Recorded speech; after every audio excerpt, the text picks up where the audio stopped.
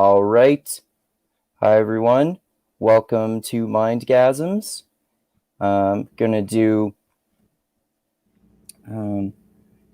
a chat on Mistborn Era 1, Book 2, aka The Well of Ascension. And this is by Brandon Sanderson, of course.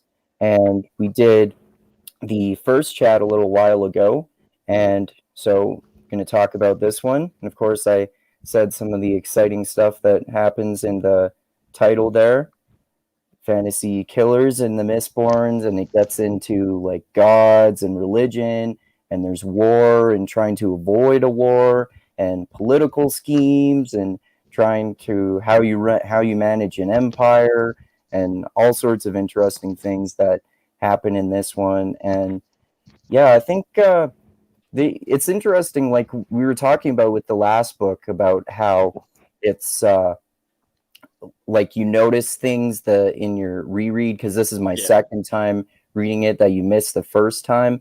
And one of the major things that I noticed with the characters this time is that I remember the first time I read the series, I didn't like Elend that much, but this time I like him as a character more, and I actually like him more in book 2 now in particular than I did the first time I read it. Like, I like his character development more, and how he's trying to be like an honorable ruler and not take advantage of his power.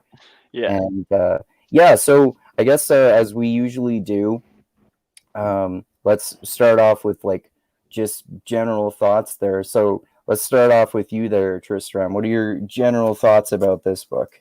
About the book as a whole, I would say that it's one of the things a lot of people struggle with, and I think I did a little bit, is the love triangle. I don't fully buy it. I'm so unlike Vin that I struggle with the fact that she gives any time at all to this dark stranger. I'm like, come on, Elend's been awesome to you. He's done like nothing wrong ever. He's like totally devoted. Like, what are you even like thinking? I do not get the whole bad boy thing. And she's like, oh, but he's so amazing. And he gets me as like a Mistborn. I'm like, whatever. You shouldn't even like, that shouldn't even be like even the slightest competition. To be fair, it's reasonably well handled. Like, it never looks like she's just going to dump Elend, but it's just, that frustrates me a little. So if I have a niggle, something that I personally don't enjoy is those kind of chapters. I really like what he does with Elend's character. I absolutely love that. A lot of people don't like politics. I love politics, and I love the way that Elend is caught with his own honor and his own rules defeat him, and he allows it to happen.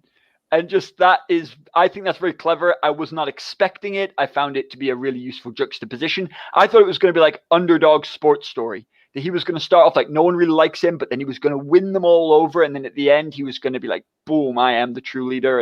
And they were all going to be like, yeah, you are. And it was, it didn't go the way I thought it would. I love some of the action sequences, and like when Vin is in like her true power, you start realizing she is a small murderous maniac.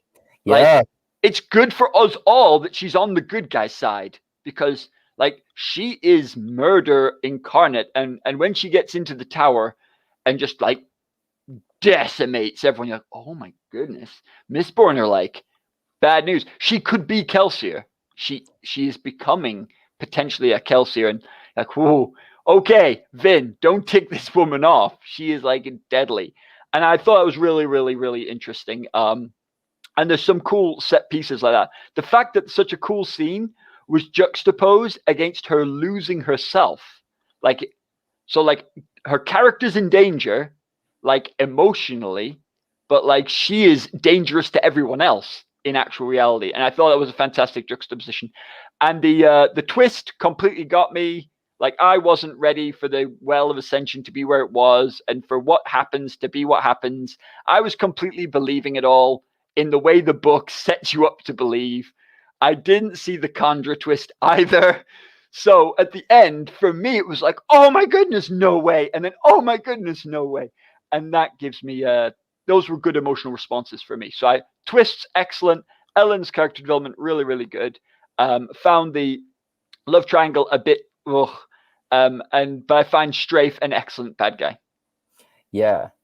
Yeah, for sure. Well said. Yeah, I think I was super surprised by the big twist about the Conjura and about how I forget the guy's name, but about how her Conjura at first for a little bit we think he's a double agent and then he ends up being a triple agent and helping Vin anyway. And yeah, that love triangle stuff, I understand your issues with it too. One thing that I note that made me have a little bit less of a problem with it this time was that noticing how both Vin and Ellen think that they're not good enough for each other, so that kind of creates doubts in her head about their relationship. But yeah, I agree, there's some issues there too.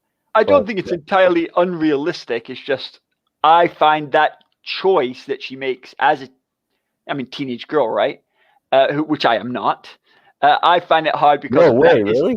I know, because it's just not how I would react, and so I accept that people in these books are very different from me. But that's what graded against me.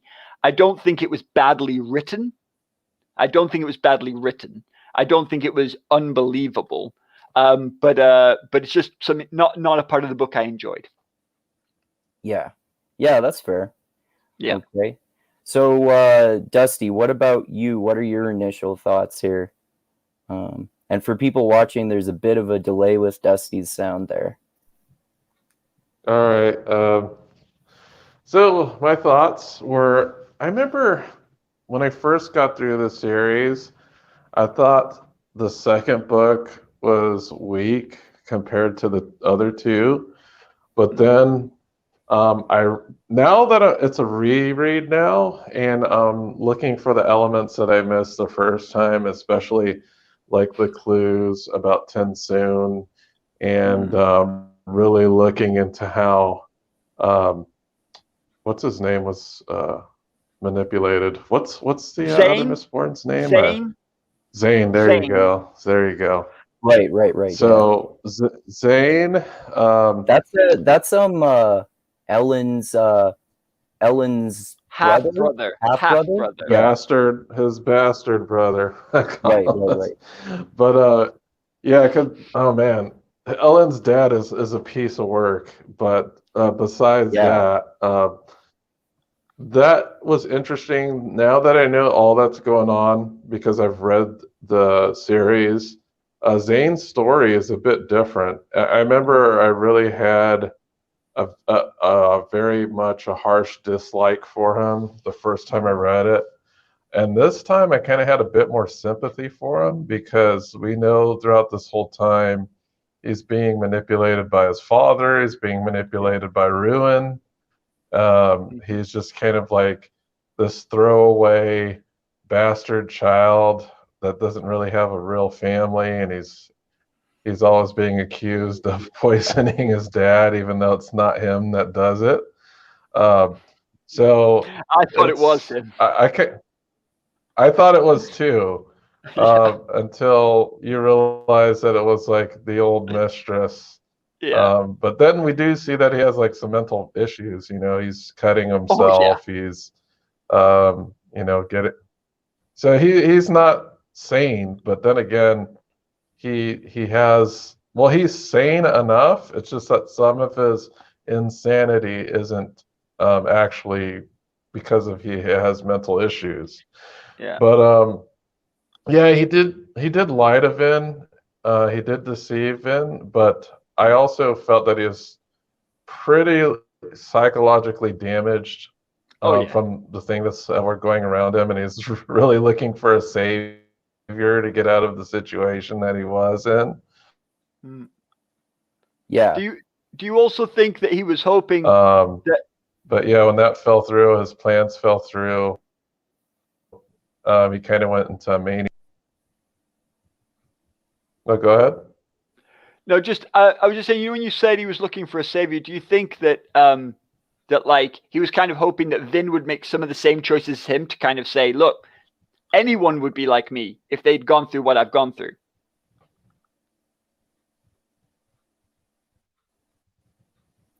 I kind of I think think so. he was trying to really relate himself to Vin.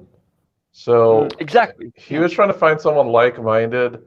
He was trying to influence her in a way that, hey, we're just tools. Nobody loves us. Yeah. Let's.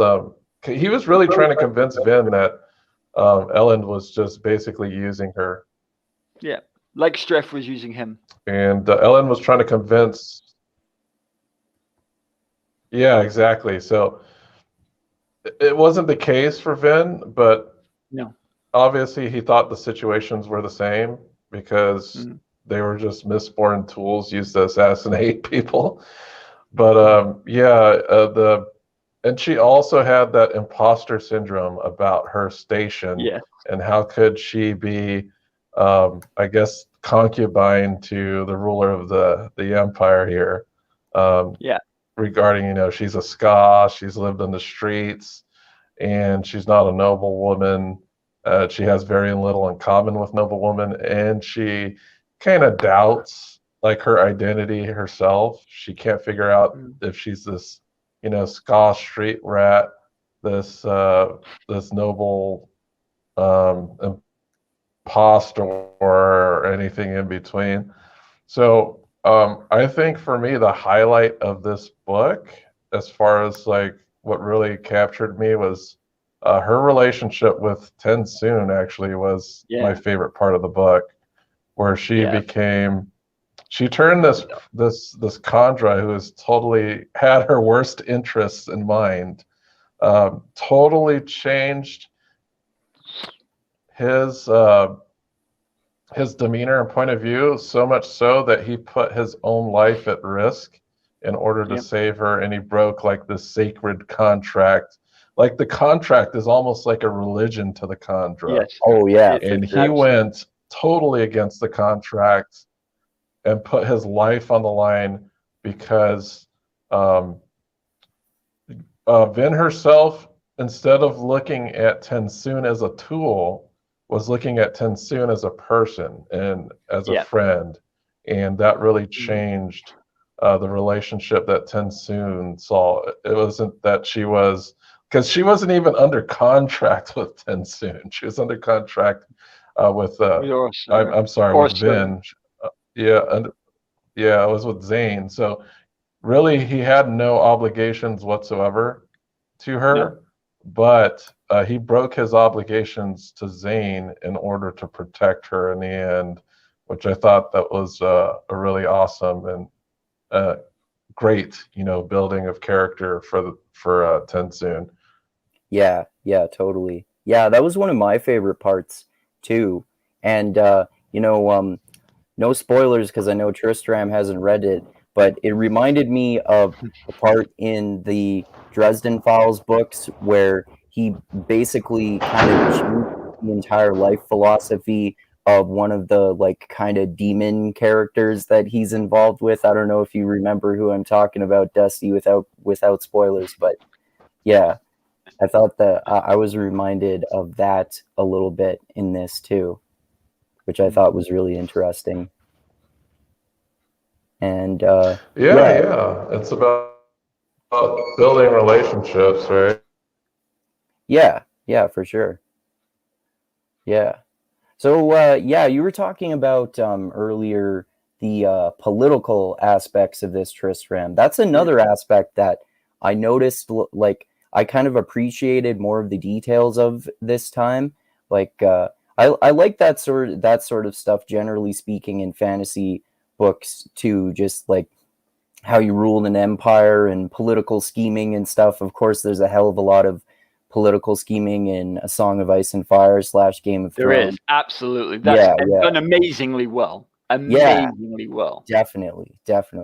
And I like how Elend is struggling with kind of like the burden of leadership and he eventually figures out how to balance his almost honor to a fault with trying to manage the empire without letting things get out of control. And he eventually like stops being a pussy to his dad and stands up to him too. And like, I think he kills a Koloss, doesn't he?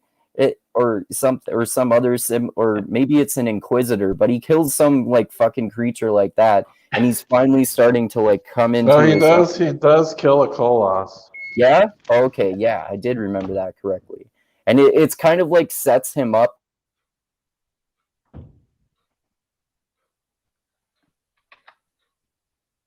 Did Andrew just drop? Andrew? Did I? Oh, He's you're back. frozen. You're back. Your voice is did back. I? Yeah, you're back. You're back. Oh, okay. I was just saying it kind of makes him like closer to Vin's level for the third book. Yeah. Like not the same level as her, of course, because she's way more powerful, but more so than that.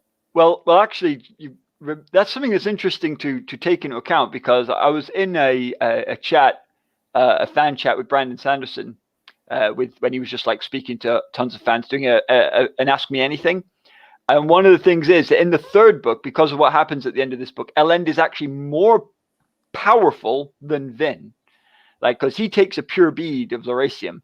So he technically has more power than her. And he's like, so he's more powerful, but who'd win in a fight? And everyone's like, Vin.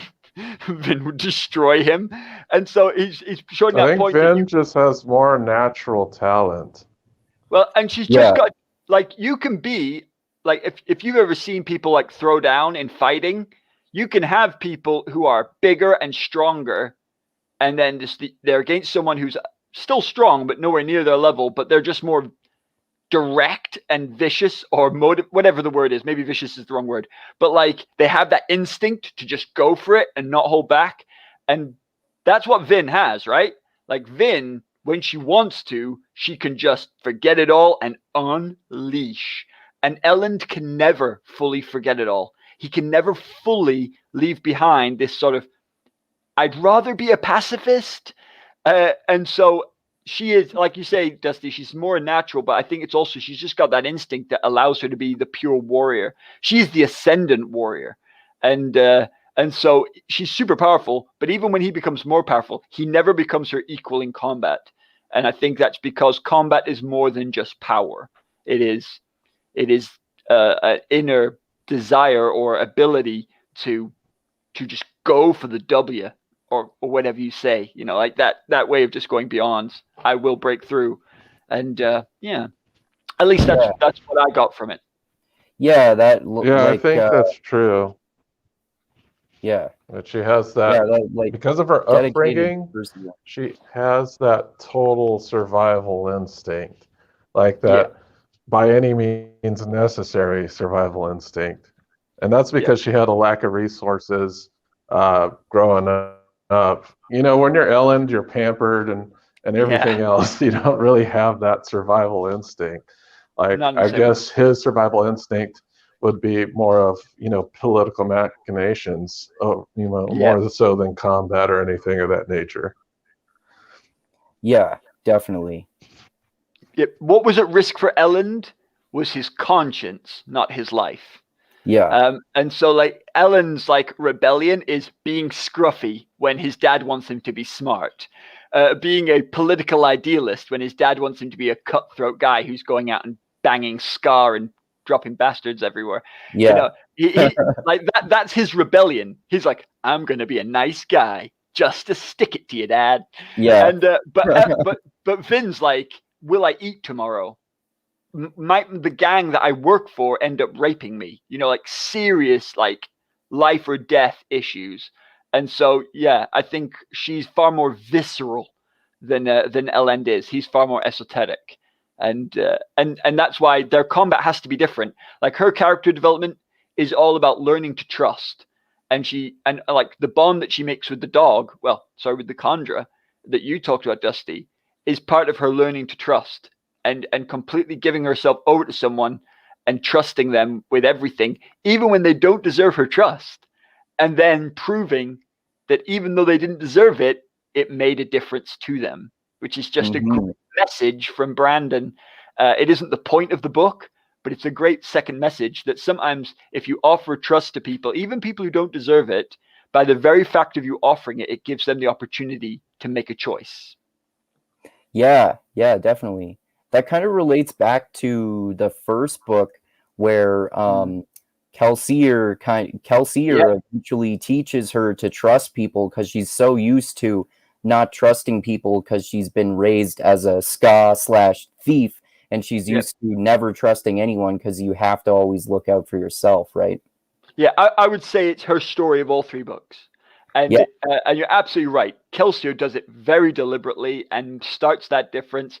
I think Sazed and Orsur Tensoon end up making the transition, and of course Elend throughout. And we see at the end that Vin is able to be at peace with herself enough to do what she does do at the end of the third book, which we won't get into here. But like, I don't think she could do that with just power. I think she had to be the kind of person who could make that kind of sacrifice and offer that kind of love and trust. It was never just enough to be powerful. Yeah, definitely. It's like that theme that we've talked about before from Wheel of Time, where one parallel between that's similar between Vin and Rand, I think, is that she's kind of like, at first she's just a lone wolf and thinks she has to do things herself to protect people. Yeah. And then she gradually understands that she needs to have allies in the form of her friends, and they're willing to take on that sacrifice to be able to help her. And then she eventually realizes that she needs those people's help to be able to succeed, just like Rand does. Yeah. And Rand starts off all nice and happy with his nice life, and he goes down to where Vin is and comes back. But Robert Jordan had 14 books to play with. Brandon's doing it in 3. So you can't have the same complexity of journey. But absolutely, I think that's a fantastic parallel, Andrew, and I absolutely agree. Well said. Yeah. Rand is like a moody, sad, alienating jackass for like 4 books or so, at least, I think. Yeah, but he doesn't start off that way. Yeah, of course. Yeah. He gradually gets that way too, of course. Yeah, he's beaten down and then built back up. But anyway, this isn't Wheel of Time. It depends. I guess it depends on who, because I know in the very beginning he is very untrustful of the Aes Sedai and with Moraine, and then because there were certain parts, even in the Great Hunt, he was trying to shield his friends from harm by making them feel awful. But his motives were a little bit different. I know he gets pretty crappy when he turns to Darth, but that's another book, I guess. Yeah, it's not till he starts channeling the power and starts thinking, I'm going insane, that like when he's in Two Rivers, he's pretty like, woohoo!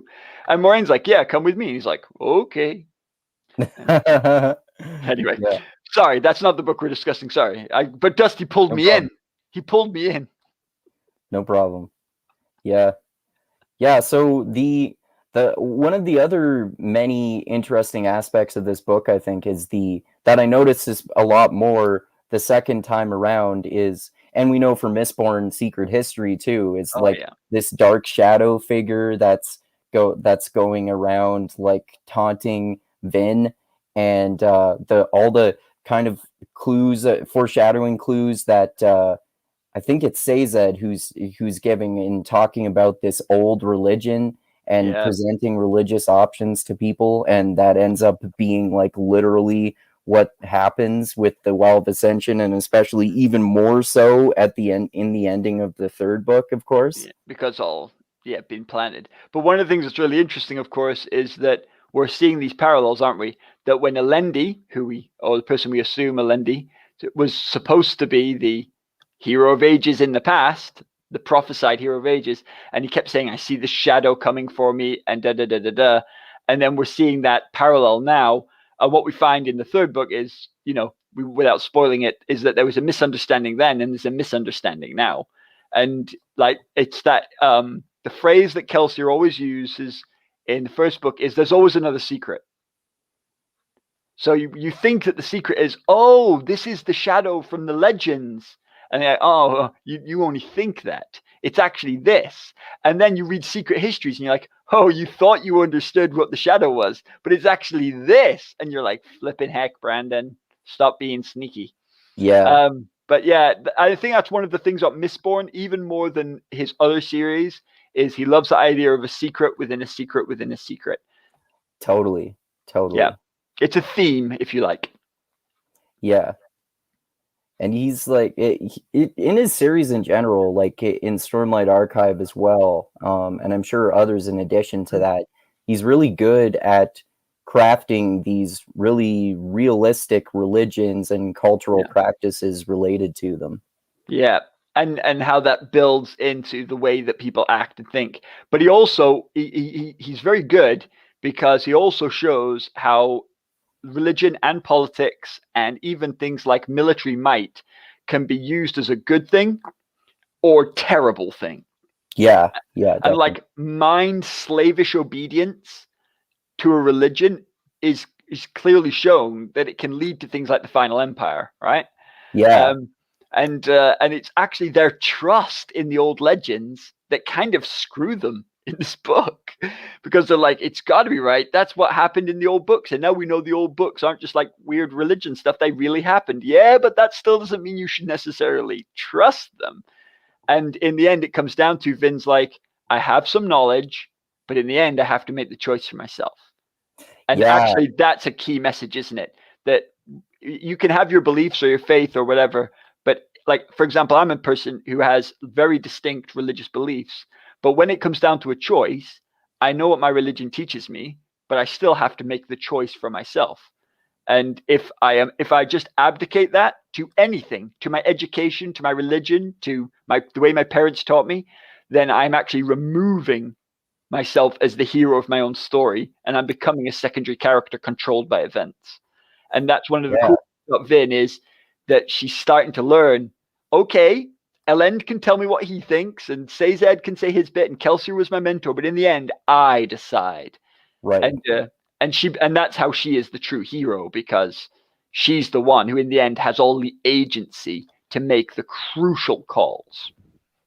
Yeah, definitely.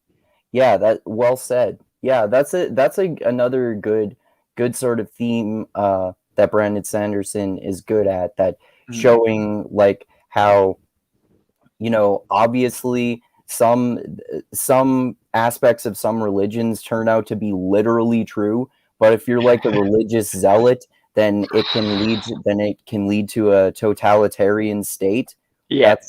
That's another theme in Wheel of Time with the White Cloaks, of course. Yeah. But I think that's a really good theme. Yeah. Yeah. And again, it's really interesting because he has literal gods, right? Like it's not in doubt for the reader. We know they exist. But then I love how he's like, but are they gods? Or are they just really, really, really, really, really, really powerful individuals? Does that make them worthy of worship? And you're like, and I love what he said. His character Hoyd, or Wit, turns up in a lot of books, and he often has like a little bit of a have a think about this. And in one of them he says, the purpose of the storyteller is not to give you the answers, it's to make you ask the questions and decide for yourself. And I think that's what Brandon believes storytelling should be. It's like, I want to ask the big questions, and I want to show some thoughts, but I want you to decide as the reader what lesson you want to take from the story I'm telling. Yeah, totally. Yeah, that reminds me of how, you know, I've heard that some people accuse Brandon Sanderson of putting his Mormonism into his books, but I agree more with people like Daniel Green, who have defended him and said, you know, you can't really detect any specific Mormonism or anything in there, and he's not acting like a religious zealot telling you what to believe. Like you said, he's presenting things and telling you what is happening. He's not telling you how to judge them. He's leaving those judgments up to you, which I think is a much better thing, especially for a fiction author to do. Absolutely. And especially as none of his characters, like if you look at something like a series that Daniel really doesn't like, Narnia, one of the reasons that he doesn't like it is Narnia is aimed a little bit lower. in age group, for one thing. And if you look at some of the characters like Lucy Pevensey almost never do anything wrong, right? They're like pretty much whiter than white. Like her mistakes are like, I didn't trust myself enough that one time. You know, it's like, but if you look at Brandon's characters, even his heroes, his absolute heroes, and clearly Vin is an absolute hero, is shown as flawed. You can see where her damage comes from, but she's all the greater for overcoming it. But Sazed's great, right? Great character. And he's like totally agnostic, you know, very, very religious, etc. But he shows that he had a crisis of faith that goes way off the boil and makes him unlikable for some of the book because of it. And Brandon's like, that's how people can be like. You can really like someone one day, and then they just come across like really weak and annoying at other times. And I like that because he's like, if you don't want to like that, that's fine. And I remember him saying, when he does any scene, he thinks, how can I make this somebody's favorite scene? Or any character, how can I make this guy potentially feel like someone's favorite character, even if they're just minor? And I think that's a really important point as well, that there is no one who is just right in Brandon's books, and there is no one who is just wrong. Yeah, totally. Yeah, I totally agree. Yeah, Dusty, what do you think about that? I haven't heard from you in a little bit. Oh, so yeah, because of my audio issues. Yeah. But as far as like everything goes with, I don't really detect Mormonism. Like, I really want to see what those critiques are about him injecting Mormonism into his stories, but to be honest, I really don't detect any of that at all. Just by going through all of his different stories, there's many different iterations of religions and things like that. But even, you know, he's talks about politics kind of in a way too. But Yeah, I don't get the whole Mormonism critique at all. I would have to look into it more, but to be honest, I don't see it at all. Yeah. I agreed. think that if I didn't know that he was Mormon, I would have no idea based on his books. No. And I think some of them, it's just like, well, he talks about religion a lot. Mm-hmm. And I'm like, that's not an argument. Like made up religions. Fantasy authors.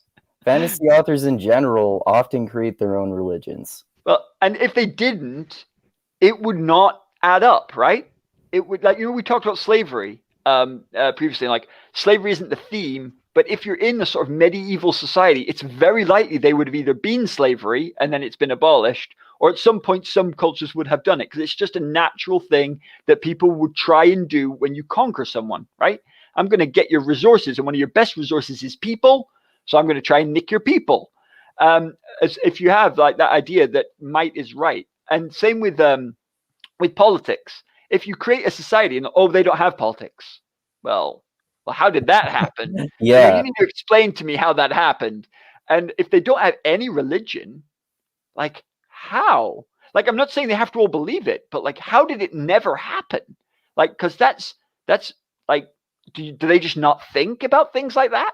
And so you need a reason for it. And so I absolutely agree that a fantasy author who just ignores culture, politics, and religion completely is not setting up a realistic world. Yeah, totally. That's one of the things that's so interesting about particularly fantasy, but science fiction too, about how absolutely, like they can be so fascinating from an anthropological and religious perspective, because authors so often create their various unique cultures and political ideologies and religions. Yeah. And that can be fascinating to explore and think, I see why they might do that. And if people did believe that this was right and this was wrong, then how would that affect the way they work? Because if you look at the laws of our own societies, whether we're from England or France or America, you'll see some extremely similar baseline laws. Extremely similar. Things like don't kill people, don't steal, some kind of marriage law or ability to make a formal legal contract between people to form families. You'll find all of those in religions. I'm not just talking about Christianity as the basis of Hinduism, at the basis of Islam, at the basis of Judaism. And you think, oh, there are some themes, and those laws were originally, back in the day, based on religious laws. And so you think, well, what if your religion believed something completely different from what the typical Earth ones do as their main tenets? And how would that affect your laws? And fantasy and sci-fi can just run with those ideas, which is one of the reasons I find them so much more interesting than your typical thriller. For me personally, because I really love world building, and that really is part of my enjoyment of the book. Yeah, me too. I mean, I bet that's one of the main reasons probably why we're attracted to fantasy so much, because it's so interesting to see like entire new worlds that an author creates. And I like just like fiction that's not fantasy or science fiction too, but almost like most of the time when I'm choosing a book to read, I'm like, I think I should choose one of these many fantasy or science fiction books. They sound more interesting than these other ones. No, and it's cool. Like I know I'm certainly not dissing the entire other 90% of genres. I'm just saying that that's one of the reasons that I have found myself so fixed in this genre. I just find it so enjoyable, and you can't read everything, but there's of course there's amazing stuff in every area. Just depends what is that spark for you as a reader, what grabs your interest, and that world building is one of the things that really I enjoy. It's worth my time. Yeah. What did you think of how world building was advanced in Well of Ascension? Because some people would say they spend all their time in one town, so there's like no world building. But I go with the feeling that he went deeper instead of wider. But what was your thought?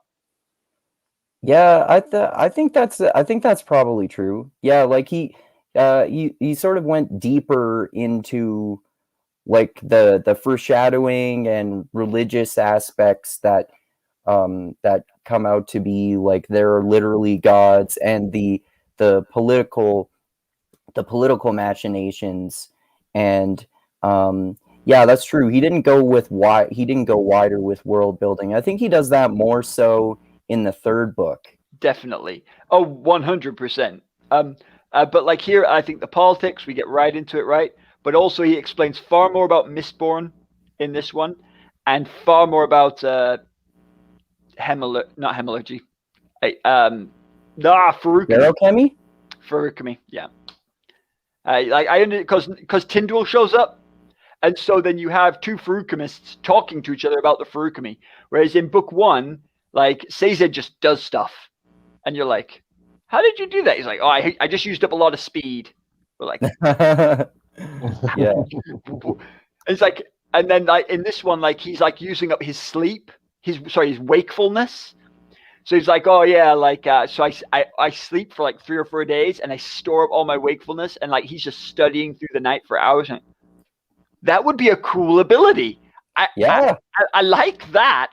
You know, like those times when you're drowsy, just sleep for a few days. And those times when you really, really, really want to be sharp, just tap in that bit of wakefulness. I would love that. I would do that all the time. Yeah. I'm like that. When I was a kid, I used to lie awake and wish I could be asleep. Like, oh, I can't sleep. I wish I could switch myself off and switch myself back on. And like, that would have been so cool. Just like, right, I'm going to tap sleep, tap wakefulness.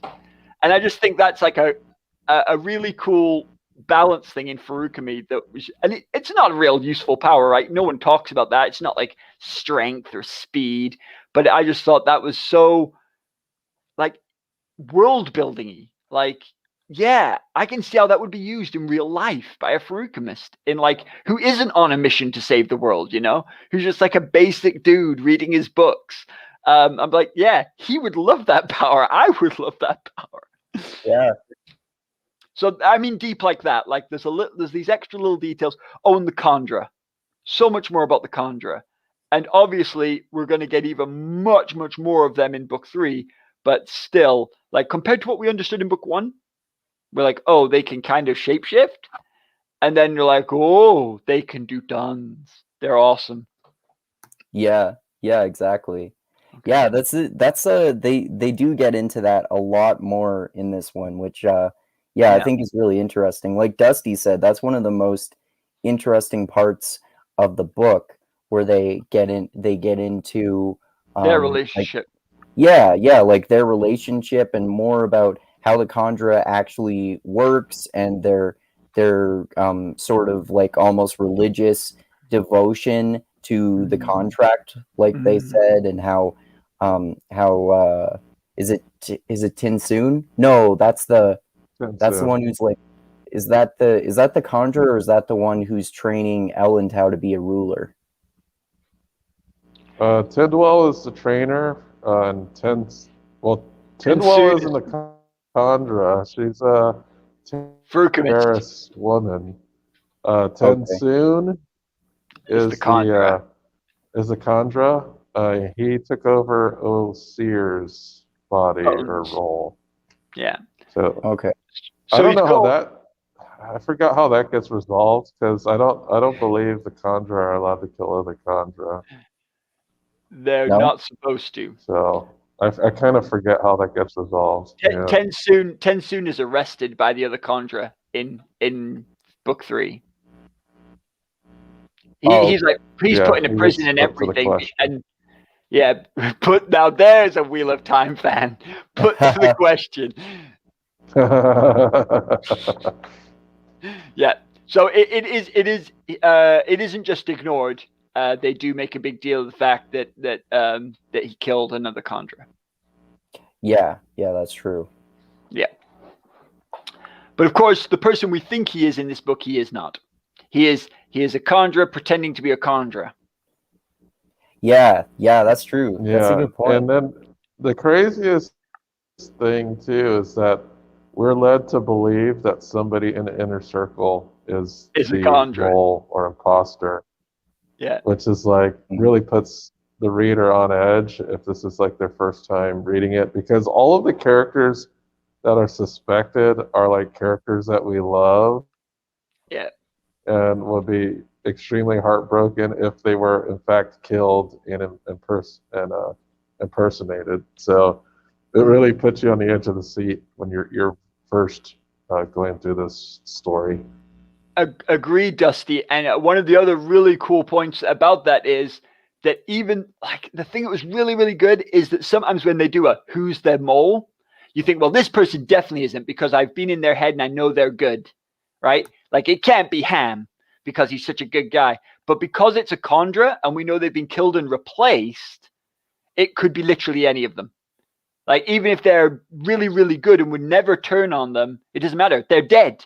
This is a new guy pretending to be them. So literally any of them it could be. Any of them could be killed and any of them could be replaced. And I agree. It was like, and I spent my time trying to figure out who it was without realizing that the obvious thing is we already have a Khandra. Maybe it's him. But that did not even cross my mind. I was sure the point of the book was to guess which one of them it was from the clues. So I spent my time doing that. And it reminded me of like a magician, like a stage magician doing his trick, where he's like, watch me very closely. And by saying that, he's actually distracting you because you're watching his hands when he's doing something else over here. And that's what Brandon does. He's like, watch very closely. One of these guys is going to be it. And then you're like, I didn't pay attention to the most obvious person. Yeah. Yeah. Very clever. Totally. Top writing. Yeah. Sanderson always does that. There are always huge surprises that you can't anticipate. And then he, like he said this himself, he always lays out the clues so that you can figure it out if you look at it the right way. But I never figure it out the first time. One of the things I sometimes find is that just before the reveal happens, I'm like, oh, it's going to be, and then it is. But only like a page or two before it actually happens when the clues get heavier. And I'm like, how did I not see this before? I've had that a couple of times where I'm like, oh, of course. And then it happens. And that's even cooler. Like the guy's good at what he does. He knows how to write a good story. He may not have the poetry of Rothfuss, right? or like Tolkien. Like he doesn't like spin a sentence that makes you think this guy probably is into music. But his plots are great. They're really, really good. And his victory moments are just so satisfying. Like his endings are just out of this world good. And I include the ending of this book. I thought the ending of this book was one of its strongest points. Definitely. Anyway, sorry, Andrew, back to where you were. I got off the rails there. No, that's true. That's true. Yeah, I think it's interesting, like the stuff that we get into about how, well, we kind of mentioned this before, but what do you think? Like what's her character's name? You just said it, but the Terran woman, Tindule, Tindule. Tindule, yeah. What do you guys think about her character, who's teaching Ellen to kind of how to be a ruler? To me, at first, especially this time around, even though I knew this wasn't the case, I kind of like half expected there to be a twist around her character, because I kind of thought, where the hell did she come from? What's the point of her character? So it made me, especially made me suspicious the first time I read it. Yeah, because she's the newcomer. What do you think, Dusty? Well, she's definitely integral into Ellen's plots. But yeah, it is kind of strange that she kind of shows up, and that she's just out of the blue, kind of forcing Ellen to adhere to some type of ruler curriculum and trying to make them over. But it's weird, because I know the Terracemen weren't really supposed to get involved too much with politics, yet there she is, trying to make a king out of, I guess, a sloppy nobleman. And then she has like the gall to criticize Sazed, yet Sazed bought them the freedom to do all of this stuff. So there's that little conflict between them. But they kind of resolve that conflict towards the end, and then the big thing happens where Sazed becomes numb to the world, and in the next books he just becomes a bit, I don't know, depressed, I guess you could say it. Yeah. Disillusioned leading to person. But just Tindule, I think a couple of things, and I do think there does need to be a bit of a suspension of disbelief. I agree that I don't think her character is the best explained. But just a couple of things that help me with my suspension of disbelief. In book 1, he establishes that the Terrace see themselves as stewards. So whenever someone is there that needs someone, they get a Terrace steward. So I think they've got the most important person. It's Elend. The Terrace would send him the best steward that they could, someone to be his mentor. One of the things I love about Tindule is, whereas Sazed is set up as like all about religion, he's the keeper of religions. She's the keeper of like leadership books. And so I thought it was really good, because you could fall into the trap of tokenism. Like all Terracemen are Sazed, where actually Sazed's like a rebel. It's like thinking that all Klingons are Worf in Star Trek Next Gen. And then you're like, no, he's a complete oddity. He's like crazy different from the rest of his entire race. But because he's the one we see all the time, like, that's what a Klingon is. It's Worf. And like, that's what I felt about Sazed. Like, I'm like, all the Terracemen are like Sazed. That's typically what they are. Yeah, like he's like, oh yeah, I'm a bit of a rebel. I'm like, yeah, whatever. That's what you're all like. You're all like super into religion. She comes in, she's like, I'm not into religion at all. I'm totally into politics, because that's what I keep the books on. I'm an entire library of politics. And there must be a Terraceman somewhere who's just like, I'm all about the food, baby. He's like got all the cookbooks, and he's like, don't talk about your politics. Who cares? Now try this brioche. I've heard this used to exist before. Like, it's like, whatever. I just love that. I feel that that's when I'm saying that he went deeper instead of wider. That he's like, yeah, there's more to it. And so that helped me to understand why. So they're like, finally, we've got the end of the Lord Ruler, and it's the Lord Ruler who's oppressing us. It's the Lord Ruler who is stopping them getting involved with politics, etc. He's gone now. who we're going to send, the best we've got. And I think I also think the terrorists were a little bit like, this could be our chance to be the power behind the throne. Let's make sure that the new ruler sets up lots of pro-terrorisman laws. Anyway. Well, at least we get to see, I guess her thorny personality is explained through the trauma that she had to go through as a breeder. And then once you get that fact, you kind of are not so critical of her being, the harsh maternal figure, because she literally had to deal with being a maternal figure her whole life and being forced into that role through the breeding program while keeping the secrets of the keepers. So at first I was like, man, she's kind of grouchy and angry all the time. I was like, oh, okay, she's gone through some bad stuff, just like Sazed, who doesn't have a twig and berries anymore. He's just a Ken doll down there. Yeah. I have a question for you, Dusty. Like, like Sazed is all to his religions, and his thing is he'll show you all religions and like try and encourage you to pick something. Tyndall is very direct, and she's like, you should be like this.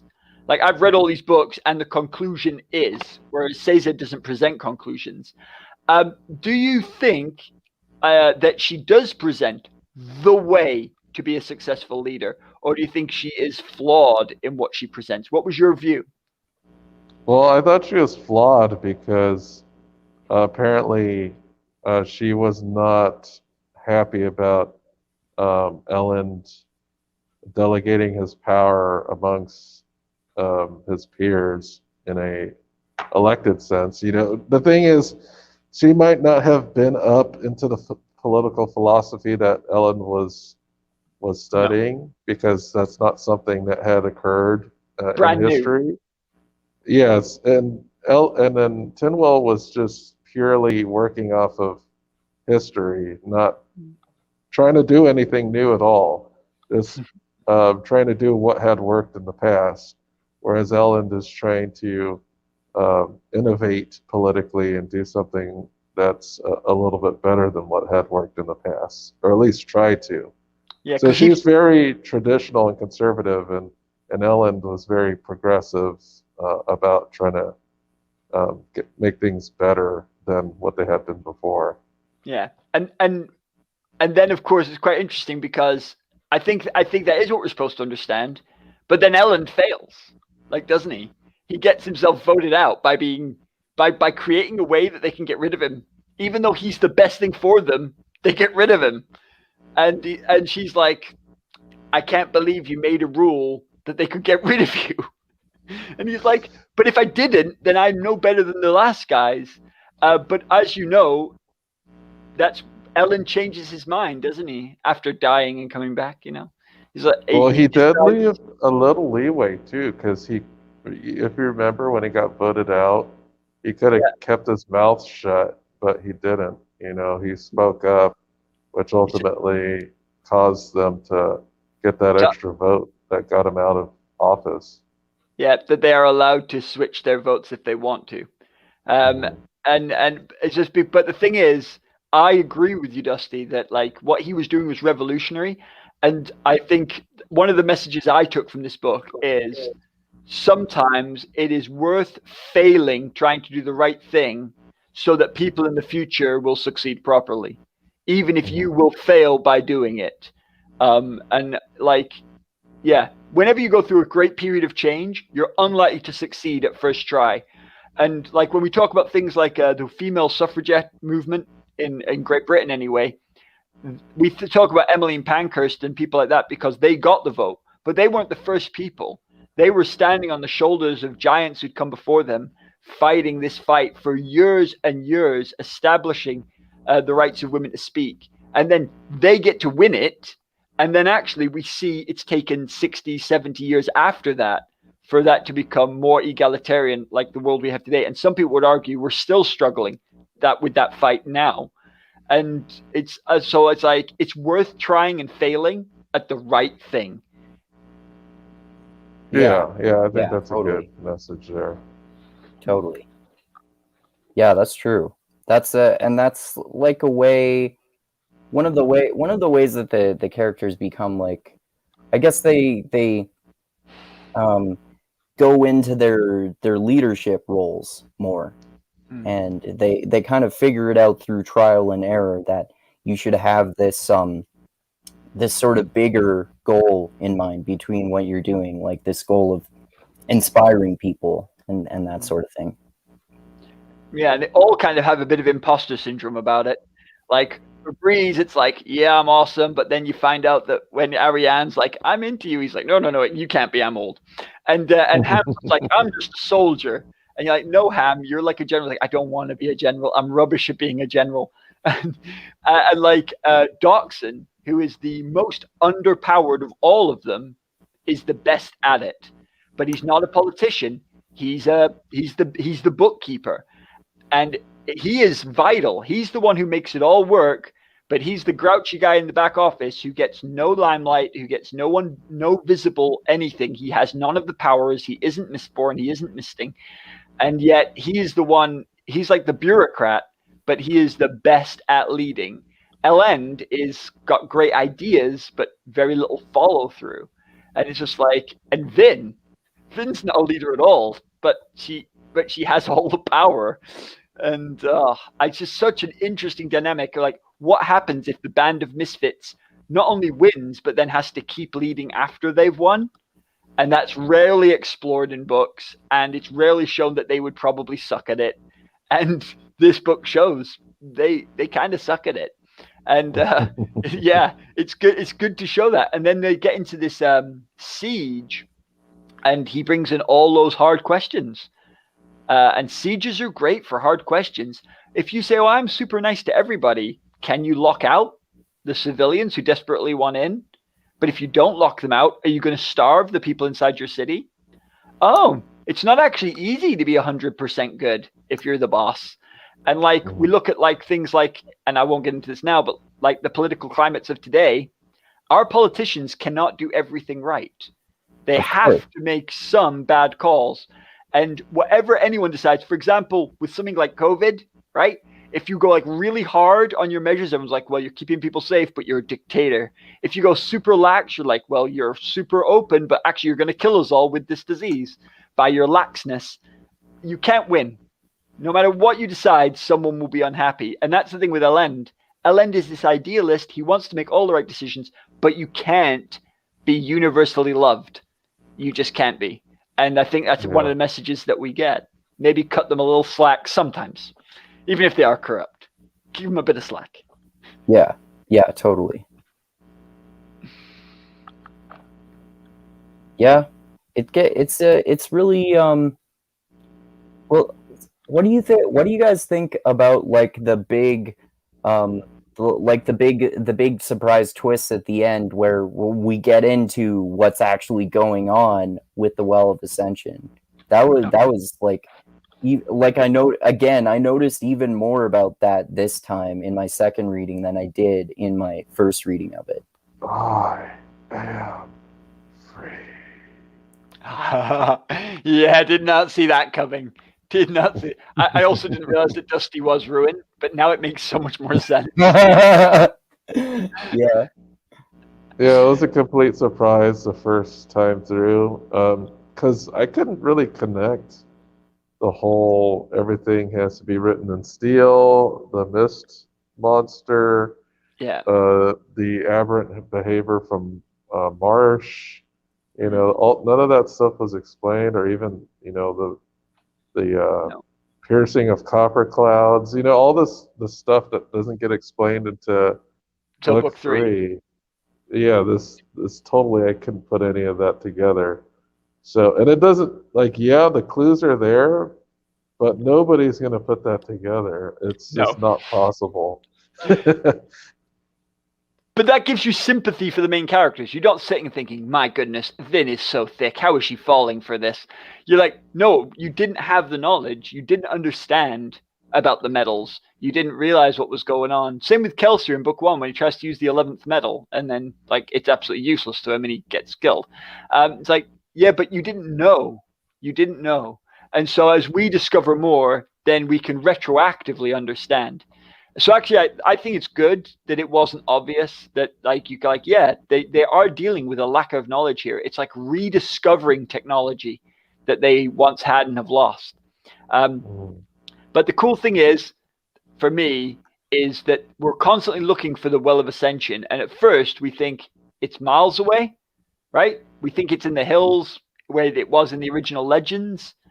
And then we realize, obviously, that it's right in Luthadel. And it makes so much sense then, because I kept thinking, when are we going to leave town to go looking for it?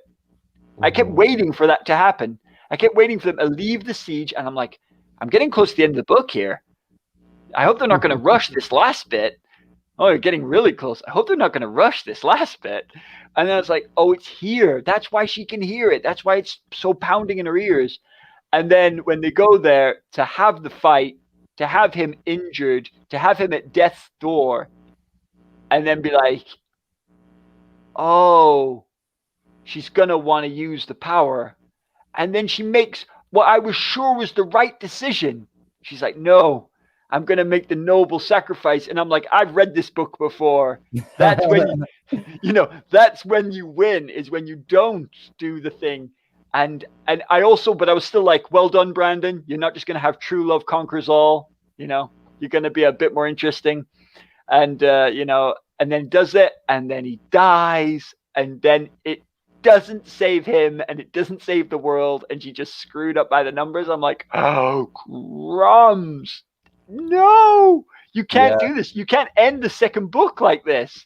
And then I'm remembering that Empire Strikes Back is one of the best movies of all time. I'm like, oh, maybe you can end a book like this. But he couldn't have ended the trilogy this way. What a downer. What a downer. No. But then, of course, he does redeem it with the bead of Elysium. And you're like, we don't even know what that is, right? She just has this bead and she's just like, maybe I'll shove it down his throat. Good. Lucky for you, that was the ultimate power bead, and turned him into a freaking full-powered Mistborn, undiluted by the years. Boom. Yeah, okay. But doesn't she get encouragement to give it to him? Oh, she does. Yes, she hears it in the because she knows the earring. She can hear the pulses of God, can't she? So she does hear that, and so like when you read Mistborn, Secret History, when fair listeners, all that will become abundantly clear. But the thing is, puts it down his throat, and then like we didn't even understand what a god metal was at the time, and now you're like, oh, and it turns everything on its head, because one of the big things that Andrew brought up is that Vin doesn't believe she's worthy of Elend. I'm scum, I'm Scar, I'm like dangerous, I have a killer instinct. He's this noble, good guy. He's rich, but he's not arrogant. He's just lovely. Everything about him is good. He wants to give power to other people. He wants to protect people. Like, I am not worthy of him. I can see how she might think that. But Elend also believes he's not worthy of her. Exactly. Because she is a goddess who happens to walk around in a physical body. She can fly. She can kill like an army. She's like, she could toss him and like tie him up and drop him in a pond like a helpless baby. She can do all these things. And like, but when he gets the power, I was like, oh, what does this mean for book 3? Like, is Brandon just going to say, well, now he's the coolest guy and he's got all the powers, so Elend is just like God everything now, which would have been so annoying and really undermined the power of Vin's character, especially considering Vin is carrying the female thing like on her own shoulders, isn't she? Like, there's so few female characters of note, and Tindwyl, who is the new female character of note, is a bit annoying, especially in this book. So you're like, as a woman, if you're a woman, you're like, Vin is my girl. And so I'm like, you have to keep her as, as the Force. And don't worry, guys, he handles it well. Ariane, too. Yeah. Kind of. Yeah, in this book. And Ariane is expanded on as things get better. Like, she turns up in this book as like runaway, like petulant daughter. Well, she kind of convinces Set to join with Forces. Ellen instead of, trying to do a desperation attack, which that's what it was. Yep. It wasn't because he was super power hungry. He was there because of desperation. Yep. And we kind of find that out through the conversation between her and her dad. Yeah, and obviously because of her and Breeze, that will one day result in a certain Waxilium. So Yeah. in Such some a ways, weird name. I don't know what Brandon was wrong with Brandon. Like, really, Wax and Wayne, and then you got to give him this silly Waxilium name. I like it. I like it too. By the way, if you think Waxilium's silly, what do you think of Fitzwilliam? I don't know. This Waxilium just sounds weird. You see, the thing is, the Old English, like, there's a lot of weird names like that, dude. I don't know who originally came up with Theodore, but that name just doesn't sound right to me. But Wayne is just such a normal, like, name, and then you pair it with Waxilium. Because if you look at any of the names, well, I guess there are some normalish names in Mistborn, like Dachshund. That's a normal sounding name. But and you even gotta like Hammond's a normal name. Yeah, Hammond's and but even Vin is a French name. Like you get the thing is that like Kelsier and Vin are clearly French. That's what he's going for there, right? And hang on, Kelsier's Demu, but Kelsier's dang brother. I know his name, but Marsh. Like just I love Marsh, and now you would never call a kid Marsh, but I love that name. True. That's true. But the thing is, like, But one of the things he's done is when you look at Lesterbone, but when you look at the names like Tindwyl and Sazed, you understand that they Terrismen have longer names, and remember Waxilium is from the nobility, so no wonder he has a Poncy name. Whereas Wayne is from as far from the nobility as you can possibly get, and that's why he's like out in the sticks.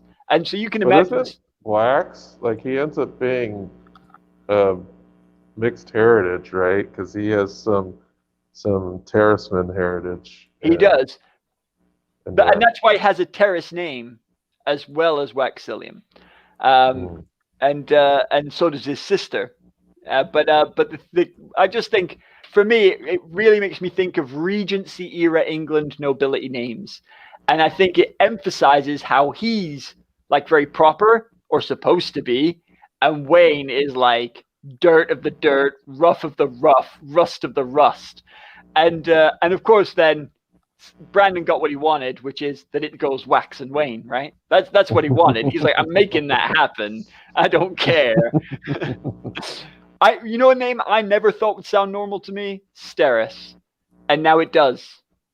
Like, when I first heard it, I'm like, Steris? Like, did her dad just want her to be born weird?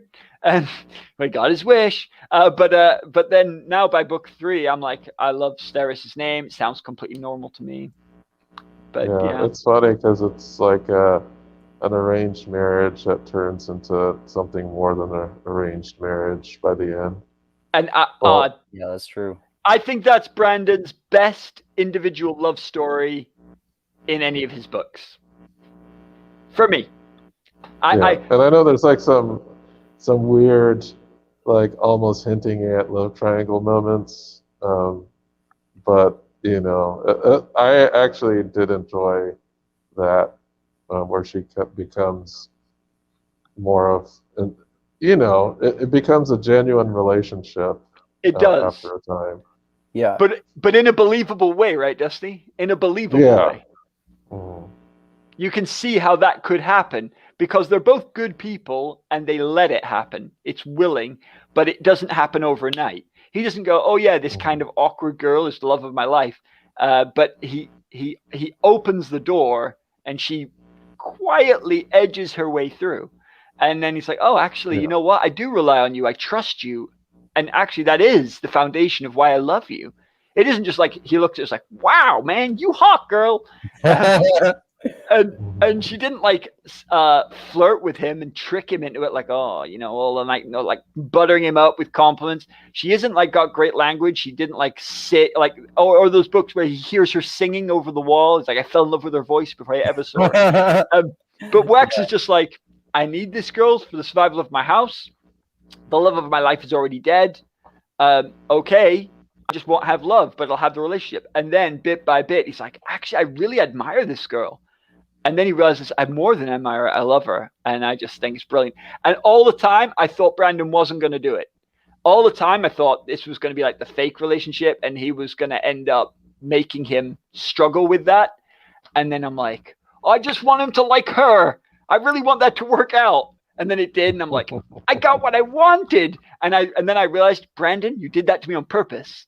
You were deliberately trying to make me think you weren't going to give me it and then making me want it because you thought I wouldn't. He's a clever little git, this Sanderson guy. Yeah. No wonder he's covered in buckets of money. Yeah. Anyway, I hope he feels good with his dumpster trucks of money. Yeah. Dang it. Yeah. Also, because he's so prolific, so he puts out books so quickly too, right? Yeah. Well, if he ever gets like fully adapted to like movies, he's gonna be like he's gonna roll in it. If it becomes like a Game of Thrones experience, he will roll. But I don't know if it'll ever have the widest level of appeal, because like Game of Thrones went like, especially in the early seasons when they needed to get people on board, they like played heavily on the titillation aspects of it. Good word. And a lot of that doesn't jive with some of Brandon's work. Yeah. Because I know a lot of the titillation stuff brought like a larger female audience in. Yeah. But people just saying, let's watch it as a couple, right? And then they're like, oh my goodness, this is a great story. And then you see in season 3 and 4, they don't need as much of it because actually the story's now got them. So But I'm not saying they made that stuff up. You know, Martin doesn't pull any punches. If people have sex, they have sex. And if people have oral sex, they have oral sex. And if people are torturing people naked and then cutting off parts of their anatomy, they just do that. That is Game of Thrones. He doesn't hold back. I'm not saying that what Martin did was cheap in any way. I think it was just really honest and brutal. But that is not the books that Sanderson's writing at all. And so it would be against the grain for them to portray it in that way. So, but anyway, if things like Wheel of Time do well, if things like Lord of the Rings do well, which are bound to be very different from the Game of Thrones type, and if they can still pull in big audiences, it might be that when Sanderson does get adapted, people go, you know what? I like these fantasy things in and of themselves. Let's try it. If it does, it's going to blow up. Yeah. Fun fact. Oh, go on. My daughter's middle name is Khaleesi. Really? Dude, that's awesome. And it's a gorgeous word. It's a gorgeous word. It is. You know, that's a name a guy wants to hear. You know, it just sounds beautiful. It sounds feminine. It's a great word. Would it possibly be intimidating someday for other guys? The Mother of Dragons? I don't know about that. Well, the Khaleesi is just a title, though. It's not. Yeah. Oh yeah. It's not her. It's not literally Daenerys. It's like princess. It's princess. Kind of thing. It's like the female ruler call in a Dothraki society. Yeah. Yeah. Yeah. It's like calling your daughter Duchess. You know. Yeah, I'm glad I'm glad I didn't use Daenerys because she ends up being pretty wacky. Yeah. Yeah. I think she was pretty wacky from the start, but yeah. Anyway, well, she was like, but she got messed very authoritarian, very authoritarian. And and if you're completely inbred for generations, and your brother is like the person you think you're going to end up marrying and having more inbred babies, you can expect a bit of crazy. And she. Well, I don't think she's crazy. She's just like super authoritarian. Like, yeah, but we see that. Her book experience makes her that. partially Well, makes you yeah. feel that way. You got it. Like, terrible shit happens to her. Like, really bad shit happens to her. You got to expect her heart to be pretty hard. Yeah. As she goes on, you know. Yeah. So people say I got Brandon's characters would be angry with him, but Martin's characters would just kill him. Yeah. Why the fuck are you doing this to me, man? Yeah, they wouldn't even. Especially like Theon Greyjoy. Yeah, they wouldn't ask him, dude, Andrew. They would just murder him straight up. Yeah, They wouldn't like say, "Why did you do this to me?" He'd just get a knife in the back one night or poison. End of. Yeah, definitely. Anyway, but Brandon, they'd argue with him. They're like, "Why are you so mean to me, Brandon?" Because Brandon's characters are like that. They're chatty, whereas Martin's characters are stabby. Yeah. And don't even talk to me about flipping first law characters. Oh yeah. straight to stabby. Unless you're like Logan Ninefingers or maybe a few of the others, I think a lot of the characters would probably kill Joe Abercrombie too. Logan would kill Joe Abercrombie, but he just wouldn't stop there. Yeah. Say this for Logan Ninefingers, he does nothing by halves. Yeah. Anyway. Yeah, and you go into Berserker mode and kill a whole hell of a lot more people too. Yeah. After the rest of us are all dead because we happen to be in the same publisher, he'll kill the editor, he'll kill everyone. Yeah. Anyway, so the actual, what did you think about the idea of momentary godhood being offered, like the ability to take up the power of a god? Because that's what the Will of Ascension is. Yeah, that's interesting. I was gonna ask you guys about that too. What do you guys think about like how at the end Vin kind of uses the Well of Ascension to resurrect Elend essentially? I think that's really interesting because it's a concept that I haven't really seen explored in investigations I've done into other religions and into other fantasy books. Not that I can recall anyway. I think that's really interesting. Well, I think Vin. Well, I don't think she resurrects him, right? With the power. She refuses the power. Yeah. She lets it dissipate. She makes that decision because she thinks it's the right decision that she has to make to save everybody. Yeah. Because she's given this choice: save Elend or save everyone. Right. And she, in her mind, she thought she made the right sacrifice Elend to save everybody else. Yeah, because that's what their Bible said. That's what their religious texts seem to imply. And she did it. Yeah. So it should have worked, but it didn't. Yeah. That actually is a fairly common theme in lots of books and movies. Choose to save this one person or save humanity as a whole. And the answer should always be save humanity as a whole. I'm with Spock on this. The many over the few, right? But the answer always seems to be save your girlfriend, and it turns out that was the right choice all along. And I'm like, I hate that trope. Yeah. No more. But even though it was the right choice, I don't think, like, we know that Vin didn't know what to do with the power. Well, I guess you do because you become omniscient. Yeah. If she'd actually took it, like that's what she would know. Yeah, because the Lord Ruler took it, and he understood how to do things, but he didn't know he learned really quick. But that's why he made the muck up, right? Yeah, he messed it up. But he then like did other things to like correct it. Like he moved the planet too far, and he's like, right, well, I'll just make ash mounts, and so it does. You learn fast with the power. So if she got it, she could have done all sorts with it. But in the end, it would have started reassembling at the Well of Ascension, and the prison would not have been broken. But there's no chance to actually move on. Yeah, the cycle. You're still in the cycle, Final Empire, basically, all over again. And so actually by failing, she opened the door to true victory. Mm-hmm. Yeah, that's right. True. Yeah. It's just the bead of Larysium that saves him. But if you had the power of preservation, what are you doing with that? Well, it makes sense because I don't think preservation would have been willing to sacrifice his life. No. To to make things right for everybody. Preservation is anti-sacrifice, isn't he? He's anti that. Yeah, so he wouldn't. Of course, he's going to go with the action of remaining, keeping everything in stasis. Yeah. So yeah, it's interesting that she had to fail here in order to fix everything in the end when Sazed becomes Harmony. But it's a great failure to see into. Well, yeah, the failure had to occur in order for the ultimate victory to hit at the end. In order for you to have a trilogy, at least. So. Yeah, and she fails epically, right?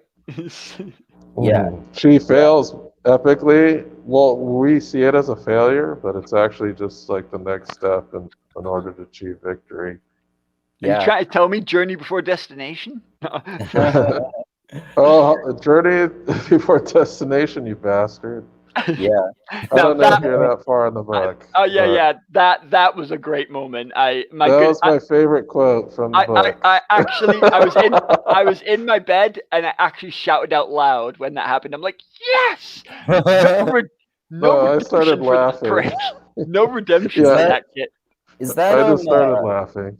Is that Oathbringer or no? That's the most recent book. Rhythm of War. That's Rhythm of War. Yeah, I didn't remember that's when Navani takes her first oath, and she's just like, "Journey Before Destination, you bastard." Yeah, that's such an awesome moment. Especially considering, this is the man who killed her son, right? Mm-hmm. Like, don't forget that. Like, someone kills your child, like. That cuts the readers a little bit, but that cuts Mum deep. And now he's here to kill you? Oh, we'll see about that. You flipping bleep, bleep, bleep, bleep. Yeah, she has like omnipotent powers when she's like inside the tower. She's basically has control of the entire thing. And when you swear your oath, you always have like a boost, like an instant moment of like, when then you calm it down. Yeah. And I think we see that with a lot, like, let's relating this back to the Well of Ascension. We see that with a lot of investiture. Like when someone gets untaps their power for the first time, they get like a release, and then it kind of chills out. And we see that with like Wax when he takes up his powers, but we also see that with when she gives the bead of Lauresium to Elend, and as his Mistborn powers activate, that's what brings him back. Like that burst of power. And so one of the huge concepts that Brandon's dealing with here is the power of God. What if it was in the hands of men or women, as in mankind? And what if we could ascend to those powers? What would people be willing to give for that? What would people be willing to do to attain that? And what would they do with it if they got it? Understanding that we are not, because it gives you the idea of God powers, but does away with the concept of God is flawless, which a lot of religions have. Like my religion believes that God can have God's powers, but God is in and of himself infallible. Okay. But if you say humans can get the power, or at least a portion of it, but what's a portion of infinity, right? It's infinity.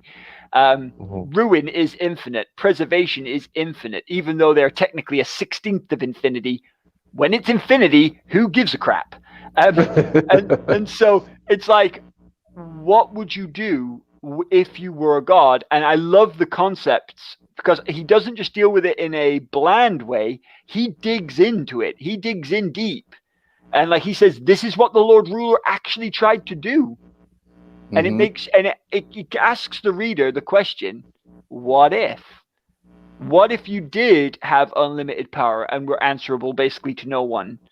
What would you do with that? Not if you were some theoretical god, but if you were yourself unleashed. And that is I think that's a really big question. I think it's a question that humankind should ask themselves. Yeah. Oh, this is actually reminding me so much because Dusty and I, yesterday, we were going to talk about the movie Hollow Man, and I saw it like once years and years ago, but I noticed in rewatching it recently, one major theme that I didn't notice before that I noticed this time is how allegorical it is, because this egotistical guy with a god complex gets the godlike power of invisibility, and it corrupts him, and he becomes like a rapist and murderer, and then he symbolically becomes a demon by doing those things, and then at the end, so, spoilers for people who haven't seen it, but at the end he symbolically goes to hell and is consumed by fire. Wow. Yeah, because it That is didn't cool. take the first time. Yeah, exactly. It didn't take. No, he I got flamethrowed. Like a lady MacGyvered a flamethrower and set him on fire for like a full minute, and he survived it. And then he he survived goes. like being stabbed or something too. He He survived survives a whole bunch of stuff, and he seems to have superhuman strength to some extent. We're Yeah, like, which is dude, what weird. kind of powers does this invisibility stuff Yeah, I bring know, him? right? I know. Oh, He someone like just he chokes a dude out like yeah. from hanging from some pipes in the ceiling. Like, dude, you got to be really strong to choke out a dude that probably weighs 240 pounds. and Yeah. like Because and like Greg Gungberg isn't a skinny dude. You know, he's not. yeah, you're gonna have to use some real strength to lift that dude off the ground by his neck and choke him. Yeah, definitely. Yeah. Someone just said this in the comments. I think I know you have, Dusty, but I haven't read Malazan. Have you, Tristram? I've read all of It's Malazan. Val concept I haven't reminds even finished the first book. I'm almost done with it. I just get okay. sidetracked. Just Malazan is hard thinking book. All of them are like Stephen Erickson just basically takes no prisoners in his writing. It's like when you're reading, you think maybe I should be taking notes, like just to be able There's to no keep track. hand holding. There's No, no hand holding at and all. he's completely unapologetic. He's like, if you don't really want to read this, then don't. Right. He's like, yeah, and like you can tell that he's like coming at it from a sort of almost historical, like archaeologist point of view. Like it's really some of the details in there, but he also doesn't, even though they're huge books and there's loads of them, he doesn't waste his words. Every time he has a scene, he wants it doing 2 or 3 things at once. To be fair, he's a master at what he does. But also, I did not enjoy his books anywhere near as much as I've enjoyed things like The Wheel of Time and Sanderson. Like, for example, without doing any spoilers or anything, you read his first book, Gardens of the Moon, right? And you're like, okay, that was intense, but I got it. Gets in the next book, and all those characters aren't there. He's like, no. Book 2 is about completely different people on a completely different place in a completely different part of the world doing completely different stuff. And you keep waiting for like the main characters to turn up. They don't turn up.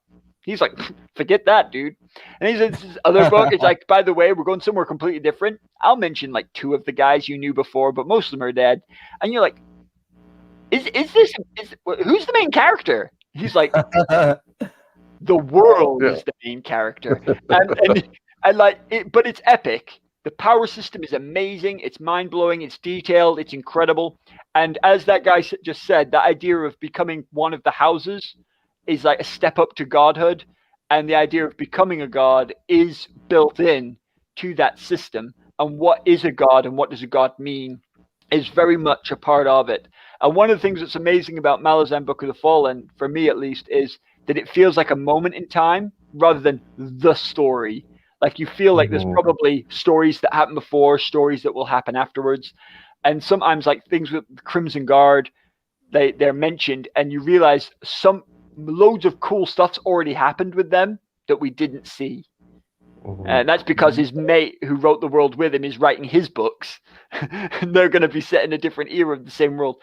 And there's a real feeling of history and power to it. Anyway, not what we're here to talk about.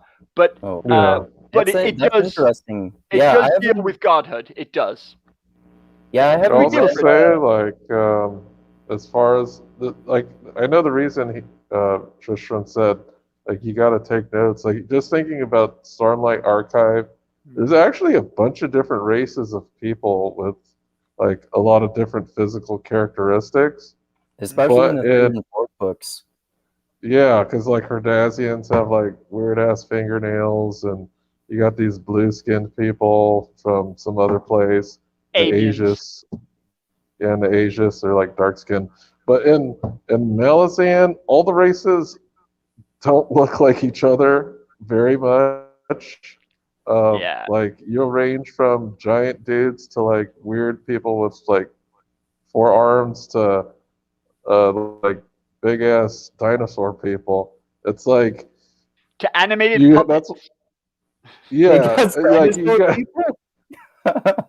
yeah, like these lizard dinosaur looking people, but in Malazan you gotta like they're so wildly different that they're not as inconsequential as they are in Stormlight. Like in Stormlight they're just kind of inconsequential details, but in Malazan it's like, oh, like these races are so different from each other, and it's hard to like keep them together because of how different they are. Like, I was like, okay, what does this race look like again? Oh yeah, those are the big lizard people. And like Oh. again, you talk about something like Stormlight, right? It's a huge book series, but the core cast are what, 12 people max? Mhm. Like Yeah. if you know the 12 main characters, you got it, right?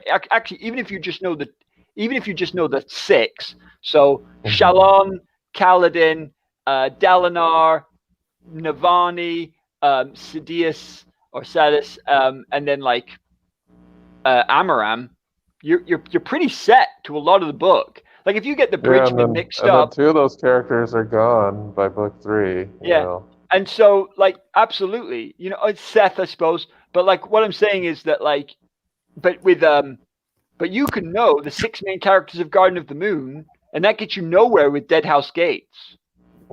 Like literally nowhere. It's utterly irrelevant to that book. And Memories of Ice, think again, sucker. And then like a character comes up and you're like, Karsa Orlong, and you're like, this guy's amazing. Doesn't turn up for 2 books. And you're like, what happened to him? And then he rocks up again and he's a god. So like it is like I agree that Erickson, I think, shows something very realistic, that it probably wouldn't all just filter around 3 or 4 people. And I think that's very realistic. History is that way. But it's hard to enjoy as a series. Yeah, because I know whenever we read books, it always seems like impossible coincidences always happen to the main characters. I think he kind of avoids that Some of that. somewhat. So that's why there's probably so many damn characters. So they don't avoid like those impossible coincidences that seem to happen all the time in stories. I admire him as an author. I think he is a stunning example of what it means to be an author. But I would much rather read something like the Mistborn trilogy, because it's so much easier. It is easier, and but the thing is that everything for itself. I'm glad that Erickson didn't write just another trilogy. Like he wrote his own thing, and he provided something new to the genre. And a lot of people don't do that. But yeah. I'm just saying, fair listeners, if you want to like give yourself some pain for potentially a good payoff, try out Erickson. If you'd rather just have continually good and easy reading and enjoyable, cool adventures, stick with Sanderson. If you've got time, like do both. Both is good. Yeah, definitely. That same person also said this comment. I imagine Wheel of Time to be very similar to Malazan. I've heard people say that before, but having not read Malazan, I'm not sure. I see you shaking your head there, Tristram. I actually have a copy of the first book, but I haven't read it yet. I will tell you, like I mean, Dusty, happy. Oh, I guess you've not read. I've only read most Gardens of the Moon, of the first book, like most of it. Okay, fair listener, I've read both. This is my word for you. They do have similarities. Here are the similarities. They are all huge series of big, long, kick-ass books, right? That's pretty much where the similarities end. There's in Wheel of Time, you will have a core cast, maybe 8 people who you really got to know. You know, like the Supergirls, the 3 Tavern, and to an extent, some of the more important Forsaken-ish. Outside of that, you're pretty okay if you kind of get the other names mixed up, okay? Because in Malazan, for some books, there are no of these core characters. The core characters don't exist. They're just not there. They're not present. For like, and remember, people whined incredibly when there was one book in Wheel of Time, one book where Matt didn't get a POV, and they talk about that to this day. Some people call that about when the wall falls on him. Well, they just say that he's not there. There's no. Where's the POV from Matt? We need more Matt, and it's in the slog. And they argue that that's one of the reasons there is a slog is because there's not enough Matt. I'm like, shut up, people. But anyway, I'm an apologist for the slog. There are lots of reasons that there's a slog, but we were talking before about how, and I think you guys share this too. How this in the second read through Wheel of Time for me, I noticed the slog less because I'm noticing more details of the characters and the world building and stuff like that. I didn't notice the slog the first time. I love the books, and it also probably helped me that I got them as they came out, right? So like when the slog was happening, I was reading that as the new book, so I was like, oh, this is great. Anyway, but so long, epic, incredible detailed world building, bajillions of characters, yes, similar. But in Malazan, some of those random characters are the main characters for their books. Whereas in Wheel of Time, you will find a core cast who go through the whole thing, and it's about their development, and everyone else is secondary. In Malazan, you're never sure who is actually secondary. I mean, some people like Animander Rake just demand attention whenever they walk on screen. You just forget everybody else because Animander frickin' Rake is here. But most of it is just like every single character could be important, and he does POVs, long POVs, like as if they are the main character for so many. So I think it takes a lot more study if you wanna really engage. I think Wheel of Time is far easier to read, even though it's long. And Wheel of Time is hard enough, man. In terms of the complexity and keeping track of the characters I'm talking about. Yeah, but the thing with Wheel of Time, if you don't manage to remember the difference between Saren and Ciaran, it doesn't really matter, like, to your main enjoyment of the story. If you're like, oh, it's another Grey Aes Sedai, and you forgot that she's the Grey Aes Sedai who turned up in book 4 and 6, you're not really going to lose out. In Malazan, you are expected to remember. If Karsa Orlong turns up again, he does not do a recap about what he used to do. He's just like, oh wow. He's just like, this is the guy. You all know this guy, and you're like, I mean, he's a main character. He doesn't do that with just people who turned up for one scene. But when he turns up, there's no like. Now that I think about it, that might be the case for the Cosmere. We don't know, But the Cosmere is so different because it is different. But if you think about characters like Hoyd, for instance, unless you really know what you're looking for, you're not going to really connect these things. But you don't need Hoyd, right? No, you don't need Hoyd. Hoyd's a very important character, though. It is, but until Dragonsteel comes out, you don't need to understand who he is. You don't need to realize that the storyteller from Mistborn is the guy who is the King's Wit in Stormlight. And if you see him as just the King's Wit in Stormlight, that works. Like, you can read Stormlight in isolation and enjoy it, even though there's world hoppers. Yeah, that's true. I'm glad you brought up the Cosmere, actually, because I wanted to get into that with you guys, talk about the connections to the Cosmere in Mistborn, because you mentioned specifically investiture. I noticed that a lot in Mistborn. Yeah. I want to see a Radiant versus full Mistborn? That'd be cool, man. Well, in my opinion, a Mistborn would probably win, but if they had infinite resources, I think a Mistborn would win. Even against the Paladin, man? I don't know. But the thing is, if they got Atium. Well, if they had Atium. Atium's amazing, but remember, there's a few things that need to be taken into account. One is that Stormlight is more plentiful than the metals. I mean, But secondly, like Stormlight allows like infinite healing, which is just ridiculous. But like if you see how they try and kill them when they're fighting in book 4, and they're literally just trying to sever their hair at the base of the spine because it kills them quick enough that they don't instantly regenerate. But also one of the big things of why I think Radiant is out of control going to win if there's Stormlight available is simply this. Think how powerful the guys are that we're seeing now, and we've only just seen someone with the 4th oath. Well, it gives them armor, but... Well, it doesn't just give him armor. Like, when he indicates the 4th oath, all his powers are now better, stronger. He's harder to suppress. He heals quicker. But it's not only that, but, like, do you see what he did with the armor? He didn't just get armor. Like one of the things that I don't think anyone expected was that you could use armor, like, remotely. Oh, yeah. They try to attack his buddy, and he's just like, my armor is now on you. Like, it's not just armor. And but it's also that the power of the entire bond is strengthened each time. And like if you think about what he was doing, I think we're forgetting about the soft skills of a Mistborn. Yeah, like and there are like the senses, like soothing and writing, and yeah. And, I think if they're really skilled, they're going to use all of that, plus ATM and whatever else. Like I'm saying, if they had.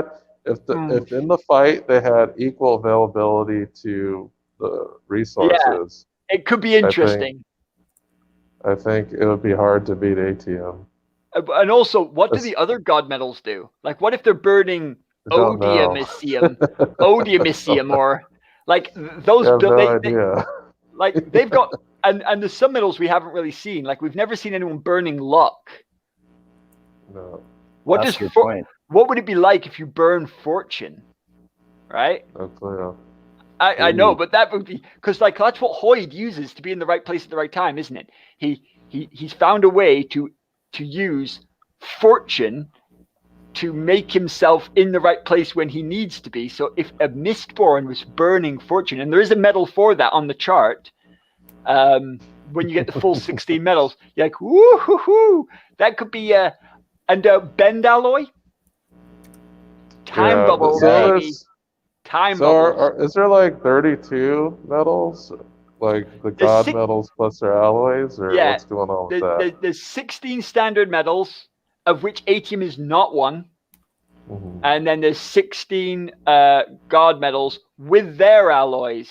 So there's technically another 32. Holy crap. Yeah. So oh, wow. But Brandon said that he hasn't like written them all out. He has some, and he's like, the other ones, I'll make them up if I need to, kind of thing.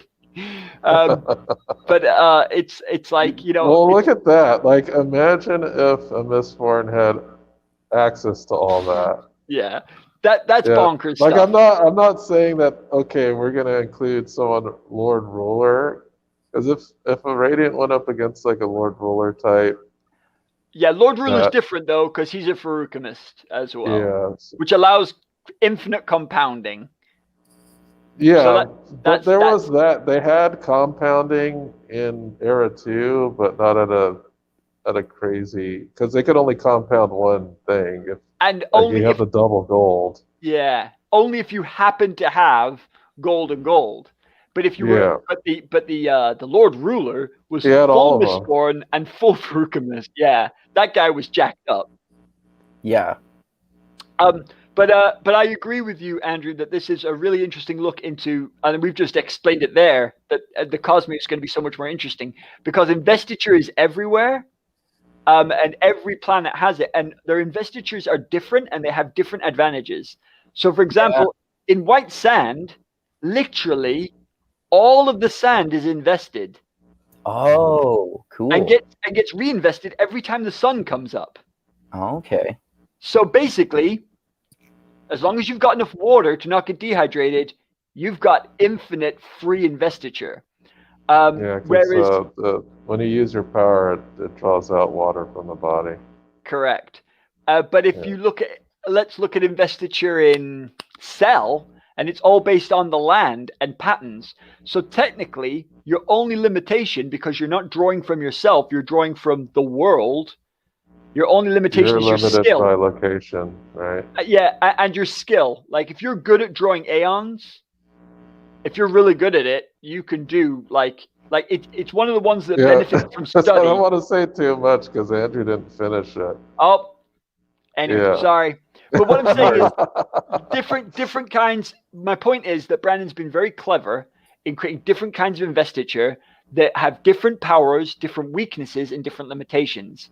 And he has promised us that we are going to see these different power systems collide in later books.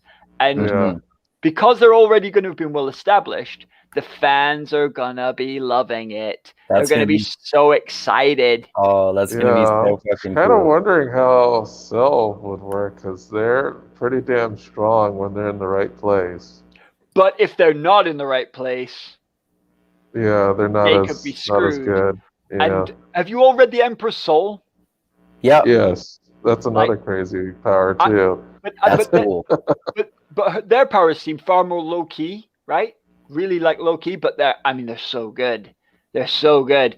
And that ability to be able to stamp yourself and have different versions of yourself, that is a role player's. Crazy. But you know what? If you're a D&D guy, right, that is your dream. It's like you're a one-man party. It's a one-man party. It is. It's your dream as a role player, and you can see that Brandon knows that he's got a chunk of his audience who are just those guys, right?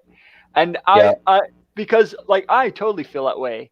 I'm like a pretty much a goody two shoes down the road kind of guy. I never skipped class even, I'm very much old school Christian boy, brought up in an old school family, and I live a certain way of life. And I've never really gone and done anything super risky in my entire life.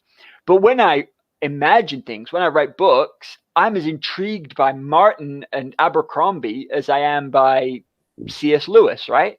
I can enjoy the exploration of the dark just as much as the light. And so my moniker is Mask, the master assassin of the silent kill. And he is everything that I'm not. He's quiet, whereas I'm talkative. He's extremely brutal and decisive. He is not empathetic whatsoever. He makes decisions based on logic and profit. And I loved exploring that and playing that character to explore what it would be like to be different from myself and to be physically strong and physically quick, which I am not. And so it's that's one of the joys of books. And the idea that with that magic system, you can use investiture to rewrite yourself as if you had a different past, as if you were literally a different person, is exciting. It's exciting. It's interesting. It's intriguing. Does it stand up against something like Knights Radiant or Mistborn? Probably not. But it's a cool power. It's one, and I would love to see that used. And one of the things that Brandon promises us with all his books is, I show you this power, but then I'll use it in a way you wouldn't expect. And when we heard about Mistborn and then we heard about Furukami, none of us thought, well, what if you had both and how would that work? Or we did start saying that, but we didn't realize what he was going to do with it. And then, of course, that is the answer to the question of how do we beat the Lord Ruler? And you're like, Brandon, you're a devious git. Yeah. Well played, sir. Well played. Yeah. Well played. Yeah, I think we've talked about that before. I'll say this about Brandon. The Cosmere is extremely. What I was going to say is that the Cosmere is extremely ambitious. If he's able to pull this off, he will cement himself as in the pantheon of fantasy. It's just what he's making right now in the Cosmere.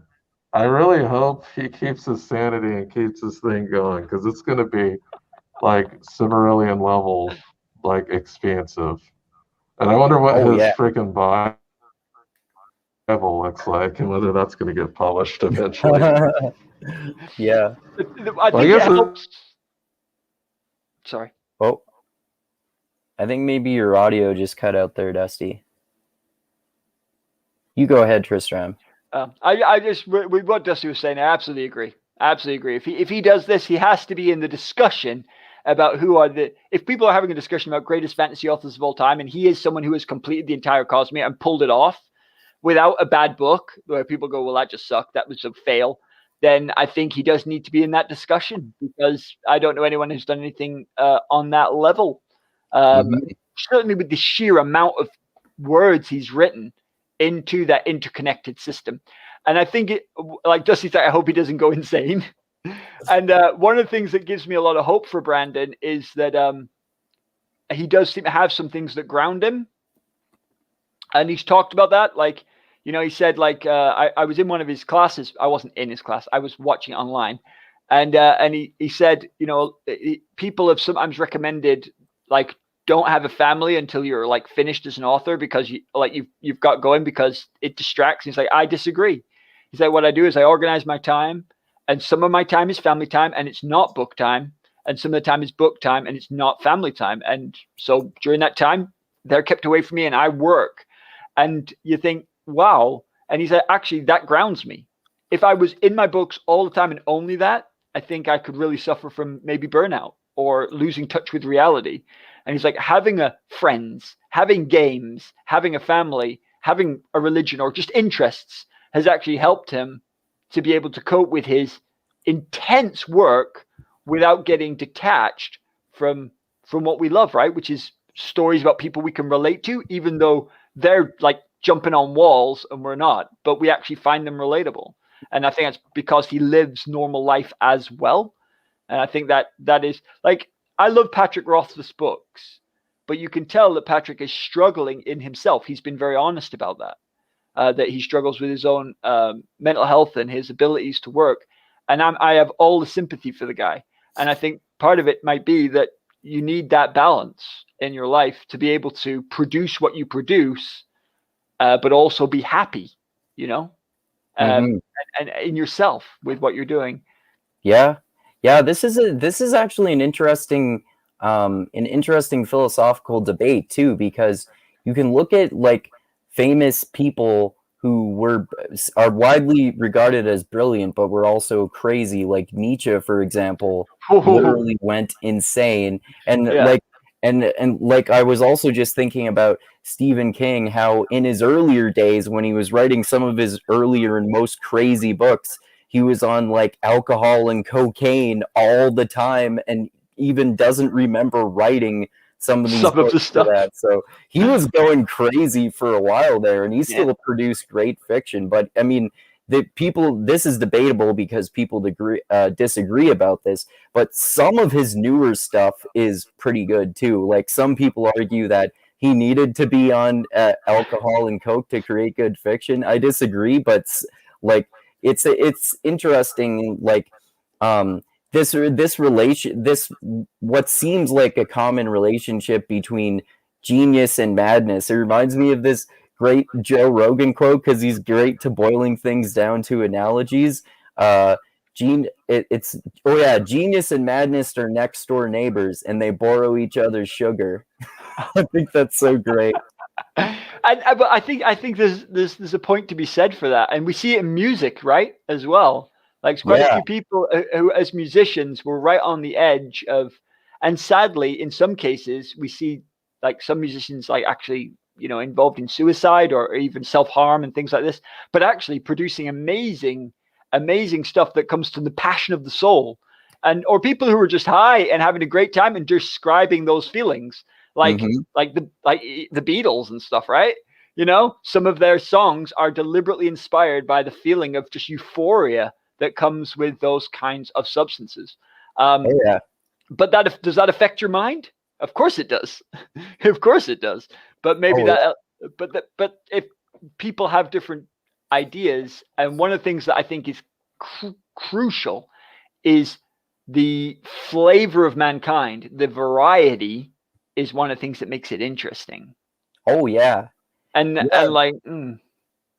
Yeah, that goes back to one thing you mentioned before about how, and I think all three of us probably share this belief, that one of the great things about fiction in general is that it's a way to vicariously explore lifestyles that are totally different from our own without having to actually suffer consequences in the real world. Like, you can pretend to be Logan Ninefingers, this fucking crazy killer for an Murderers. entire book, but you don't have to actually risk death and that sort of thing. And like you said too, the grimdark fantasy to me is just as good as other fantasy like Wheel of Times or Lord of the Rings, but they're both good for different reasons. They both have their pros and cons, and they're both interesting to look at in that way.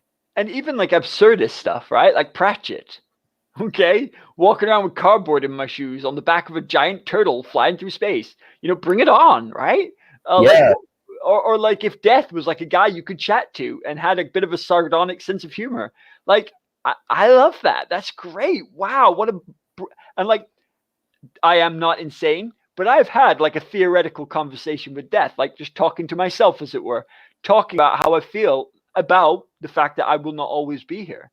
And just trying to sort that out in my own head, and like I'm someone who prays, and many people would tell me that praying is talking to myself as well. Well, if it is, I'll be okay. But it helps me sort things out in my head. Some people meditate, I pray, but it's something that gives me clarity of thought. But I've had times when I've literally stopped and like talked to a character. I don't think that character's there, but doing that helps me think things through. And I write. I don't write professionally, obviously, but I write, and often I'll do like a monologue of one of my characters to try and get in their head, and it can be a really refreshing process. And like, especially if you're trying to make them sound different from you. So like, I find out my characters are saying things like, "Oh," and then the training kicked in. I'm like, that isn't what they would say. So I'm like, like using very modern language, and I'm like, "Oh, dang it, Tristram, you've done it again. This sounds too much like you and not enough like Ash," or whatever. And so I think like I'm just trying to say in a very long-winded way, because I'm the opposite of Rogan, that I absolutely agree with you. That I think it is powerful to explore that, and to explore the excitement of things that cause harm, so you would never want to be involved in those things. But even to explore things like bigotry. Okay, you don't want to be a bigot, but you want to explore what that would mean and why someone might legitimately think that we're right to behave that way. And like, so it's not just a smaller tree. What's that? He wrote Smaller Tree, Dusty? Smaller tree. What's that? Smaller tree? It's obviously a word. The bigotry. Oh. Dusty, it's too late for that, man. My brain cannot keep up with you. That's funny. Wordplay. He's Brandon Sanderson in disguise. That guy loves his wordplay. My goodness. Yeah, he's really good at it. But he just enjoys it, doesn't he? Like, he knows that some of his jokes are like, "Oh, really, Brandon?" And he's like, "I don't care. I'm laughing. If you guys want to laugh, you can." Like, in his Reckoner's trilogy, he has like a character who just does awful analogies, like really, really bad ones. And Brandon's clearly just loving it. It doesn't always land, but he obviously lands for him because he just won't let it go. He's just like, ha, ha, ha. I'm like, Brandon, he's rich enough now that he can write what he likes. Yeah, and that's why it's good that he's still writing good books. He didn't like get corrupted or become a sellout or anything like that. No, like, definitely he's still not. writing really good books as they come out new. Agreed. 100% agreed. I'm amazed by the fact that he can keep up such prolific writing levels and retain such high quality. I don't think he's a perfectionist, though. I don't think it bothers Brandon very much that there are some errors in some of his books, or continuity sometimes needs to be slightly altered. He'd rather get them out. So when they're pretty good, he like obviously very good, he publishes them. Whereas I think there are some authors, like, again, I mentioned Rothfuss, that Rothfuss has said he wants it to be perfect. He is a perfectionist, and he wants it to be perfect before he will release it. And I would rather 90% of the book now and ongoing in the Sanderson style. And I think that's one of the things that's built Sanderson this huge fandom, is his reliable delivery. Because he does make revisions. So, like, occasionally he does revise his work. Oh, absolutely. That's right, because he changed the ending to one of the Stormlight books. He changed one aspect of it, yes. Oh yeah, it's that person. Is it the death Yeah. of spoilers for people who are watching? But the death of Well, Zeth, is that yeah, what it is? we've just spoiled everything in this. We Yeah, are always spoiler ridiculous for full Cosmere. But yeah, yeah, instead of having Kaladin deliberately strike to kill with Zeth, he has Kaladin strike to injure, and then it just results in Seth's death, because I think he wanted that. I don't think he wanted Kaladin to be someone who would deliberately go out to like murder somebody, even right. if they are the assassin in white. He wanted Kaladin not to be that way. That's interesting. What happens with Zeth's character throughout the Stormlight Archive book too? How he basically switches sides. And well, Seth's book is book 5, so That's going to be interesting. We're gonna go to Shinovar. That's all I want. Take me to Shinovar. I want to see that crusade. I want to see it all kick off. I want to see someone swear a 5th oath as well, like big style. I want to see what happens when you swear the freaking 5th oath. But you know, but yeah, it will be interesting. And one of the things He's as there we see Super here, Saiyan. Your hair turns Yeah, blonde. yeah. well, he'd have to That'd be grow cool. hair first. Yeah. But like going back to Mistborn, which is where we are, is that character progression is what Brandon's all about, right? And subverting our expectations is what he wants to do. And so in this book, we see Elend go from idealist to someone who fails as an idealist, is still willing to stick to his ideals, still willing to put his body on the line, and willing to die, literally to die for what he believes in. And then, because of his future wife giving him the bead of Laurasium, and through literally Deus Ex Machina, if you like, literally the hand of God, he is able to become a full Mistborn. And then obviously that completely enhances his character in the next book. But the point is that the character's already decided in this one. Mm-hmm. Yeah, and that's the cool thing, because like that's one of the things about Spider-Man, right? The character Spider-Man is so iconic because it's actually not Spider-Man. It's about Peter Parker. Spider-Man is just a mask he puts on. And Spider-Man's monologues and internal challenges and his drama is all Peter Parker. Whereas that has not been the case in the previous classic heroes. And that's one of the reasons that Spider-Man's so interesting to so many fans and has such longevity. The thing about Elend is he is never defined by his Mistborn powers. He's defined by Elend. And that is established in this book. When he tries his big play, it doesn't work, and he chooses to stick to it anyway, then goes through literal death. I mean, talk about the hero's journey, right? Mm-hmm. Literal death and rebirth. And then, of course, he fulfills the hero's journey in the next book. Mm-hmm. Yeah, definitely. Well said. Yeah. Totally. And we see the Dark Mirror in Zane. Yeah, definitely. Because they were both mistreated in different ways by their father. Obviously, Zane was mistreated worse. Mm-hmm. But you can see he could have turned into a vindictive little bleep if he'd wanted to. Elend. Yep. And Streff would have completely approved. He'd have been all over that. Totally. But he chose not to, because it isn't our abilities, but our choices that define who we are. Yeah. Yeah. And that's well said, man. That's Brandon. Yeah, sorry, Jast. What'd you say, Dusty? Jasties. Yeah. That his he killed friend Jasties. Yeah. Yeah. Nice. He kills a bunch of people, and in the next book, he's going to kill a bunch more. Yep. When he's emperor. Yep. Yeah, we'll have to talk about that when we do book 3. Yeah, definitely.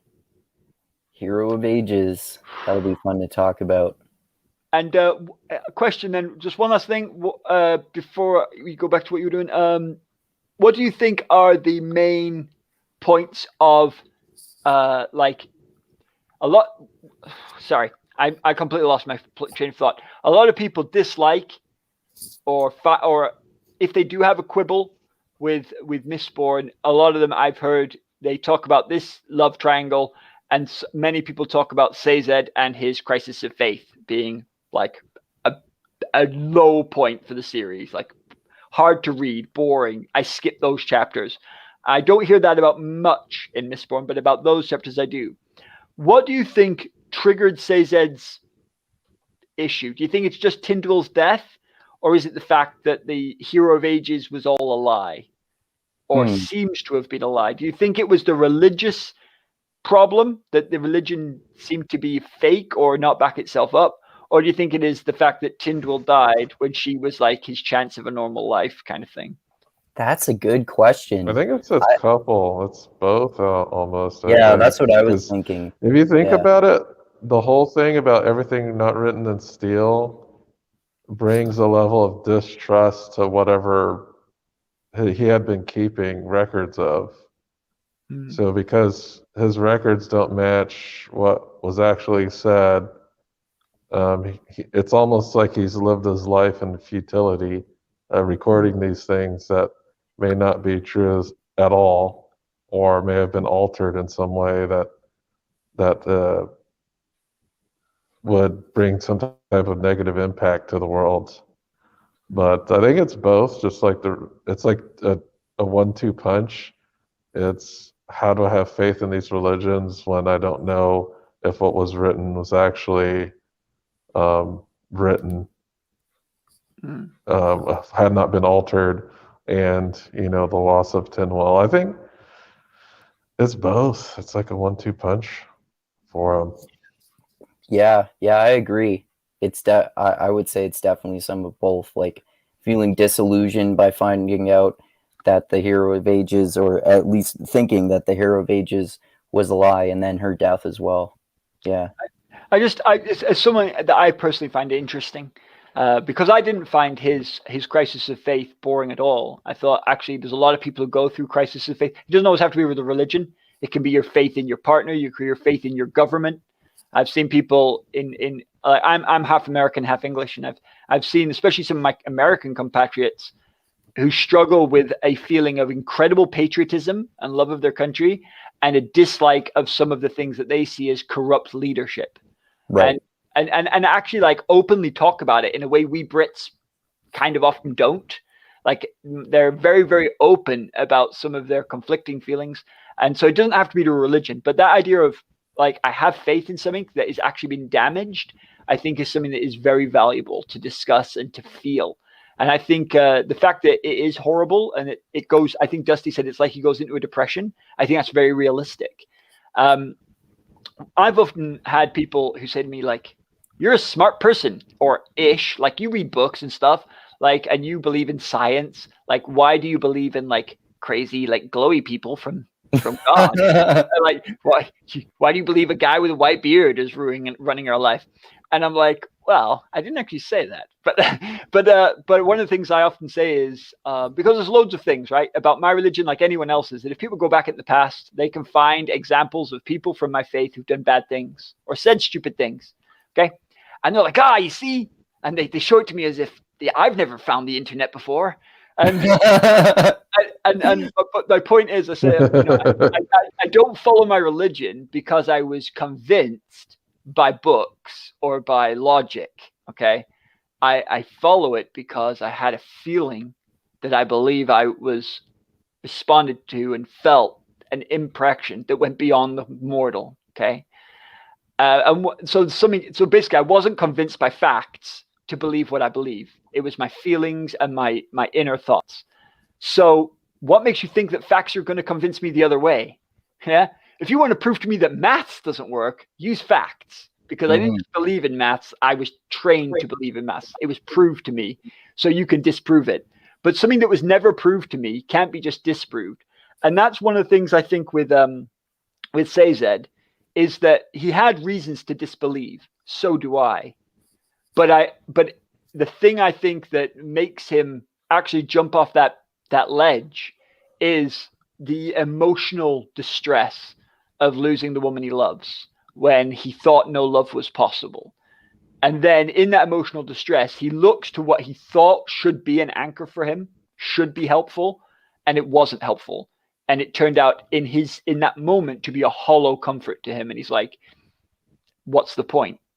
And that's why I never say that I will never be shaken, because I probably will be. And what I'm hoping is that when that happens, that when I reach for that faith or whatever it is if it's my patriotism, if it's my faith in my family, if it's my faith in God, whatever that is, that when I put my hand there, like reaching out for help, that it's there and it strengthens me. If so, then that will enhance my belief in it. If it isn't, maybe that would break me. And that's kind of what breaks Sazed, even though we see at the end of book 3 that actually he was right to believe. But the reason I say that as last point is that in book 1, we see that he's fine with them following any religion. He never tries to convert anyone to his religion. He's like, here are all the religions, believe in any of them. He clearly believes belief is good, even though he knows that they contradict each other. So they can't all be true. But he's like, take what truth you like and just go and believe. And he just wants people to believe. But then in this book 2, the fact that his own faith is undermined and combined with this personal tragedy seems to break him.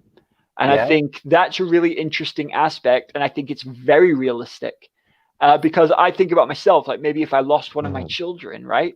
Or if I was tortured, you know, something that I can't even imagine how I would react to that. Like someone like ripping my fingernails off or something, I would break like that. I wouldn't be like a Cruciatus curse. Oh yeah, dude, I'd be breaking after 10 seconds. Like, I'm like, dude, you can hurt me, right? I get in fully. I'll say whatever you want because I don't do well with pain. Never mind, like what they talk about. Also, I'm logical, so I know that everyone will break. So there's no point pretending not to break because you'll break. It just depends how much they have to break you first. So I'm like, hey, breaking early, complete coward. But the thing is, I can accept that could break me, but it would need to be something that would emotionally hurt, I feel, because my faith is emotional. And I think that's why the facts are all there waiting to convince you. But in the end, you choose what facts to believe. And we see that all the time. So even though some people say that's a real weakness of the book, and even though it isn't the most interesting stuff to read or the most enjoyable, I don't think it was a mistake. I think having Sazed be challenged and having a crisis of faith was very wise. And because there are a bunch of people to whom that will speak very directly, just the way there's a bunch of people who like jumping through the mists and kicking trash will speak to very directly. Maybe there's a larger group of those. Yeah, I see this no different, at least on the outset, from if anyone had any criticism of Kaladin, you know, mentally breaking for his PTSD. Yeah. I'm pretty sure there's probably people that have complained about that because he's not being like his full badass warrior mode. Yeah, people want him to get over it. But it's kind of the same thing. Yeah. Yeah, that's not just something you get over. No. That's something he has to deal with his entire life. Yeah, becoming a badass doesn't just cure your PTSD. Yeah, totally. You can be strong and powerful person and still struggle with what you've seen. Of course.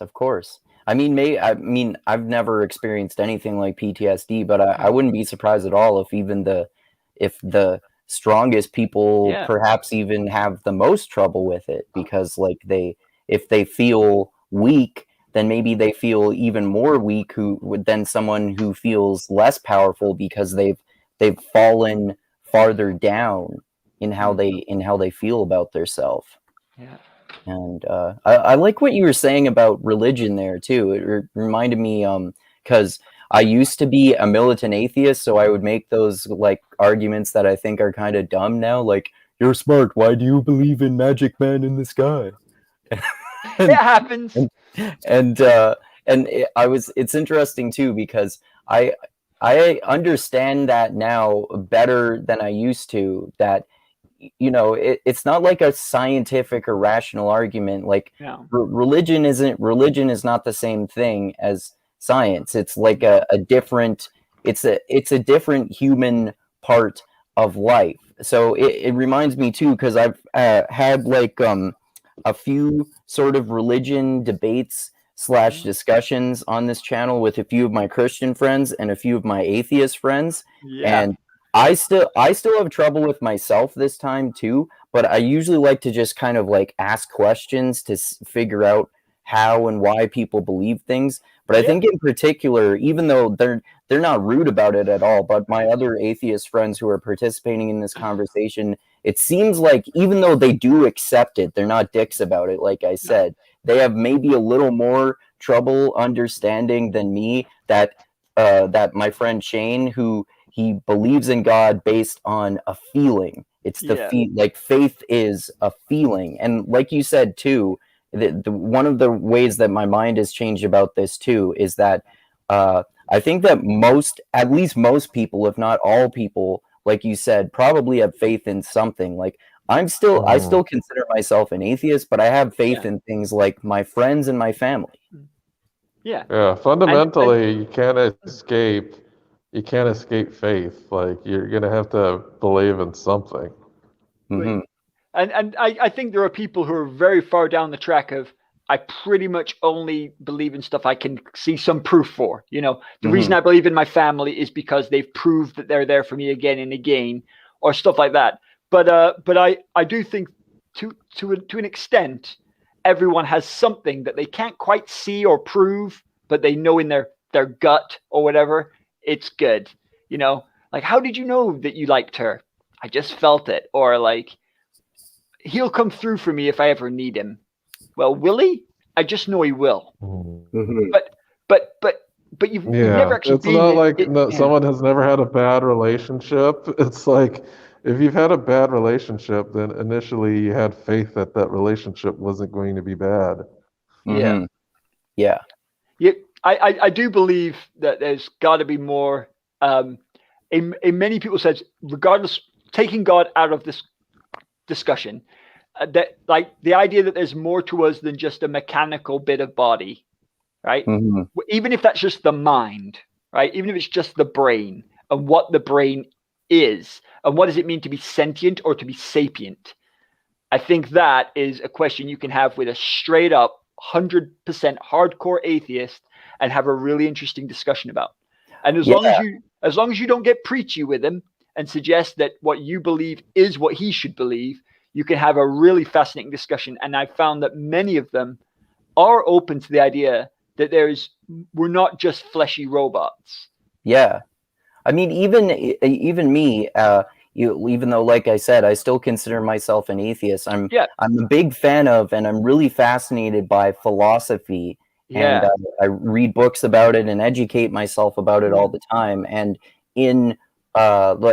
since I stopped being a militant atheist, I'm much more interested and open-minded about the philosophy of mind debate between whether people who are materialists who believe everything is material and everything is physical and there's nothing metaphysical, there's nothing that exists that is not physical. And then there are idealists who think that like everything is what some people think conscious to be, which is not part of the physical body, it's some other thing. And then there are dualists who think that the mind and body are separate.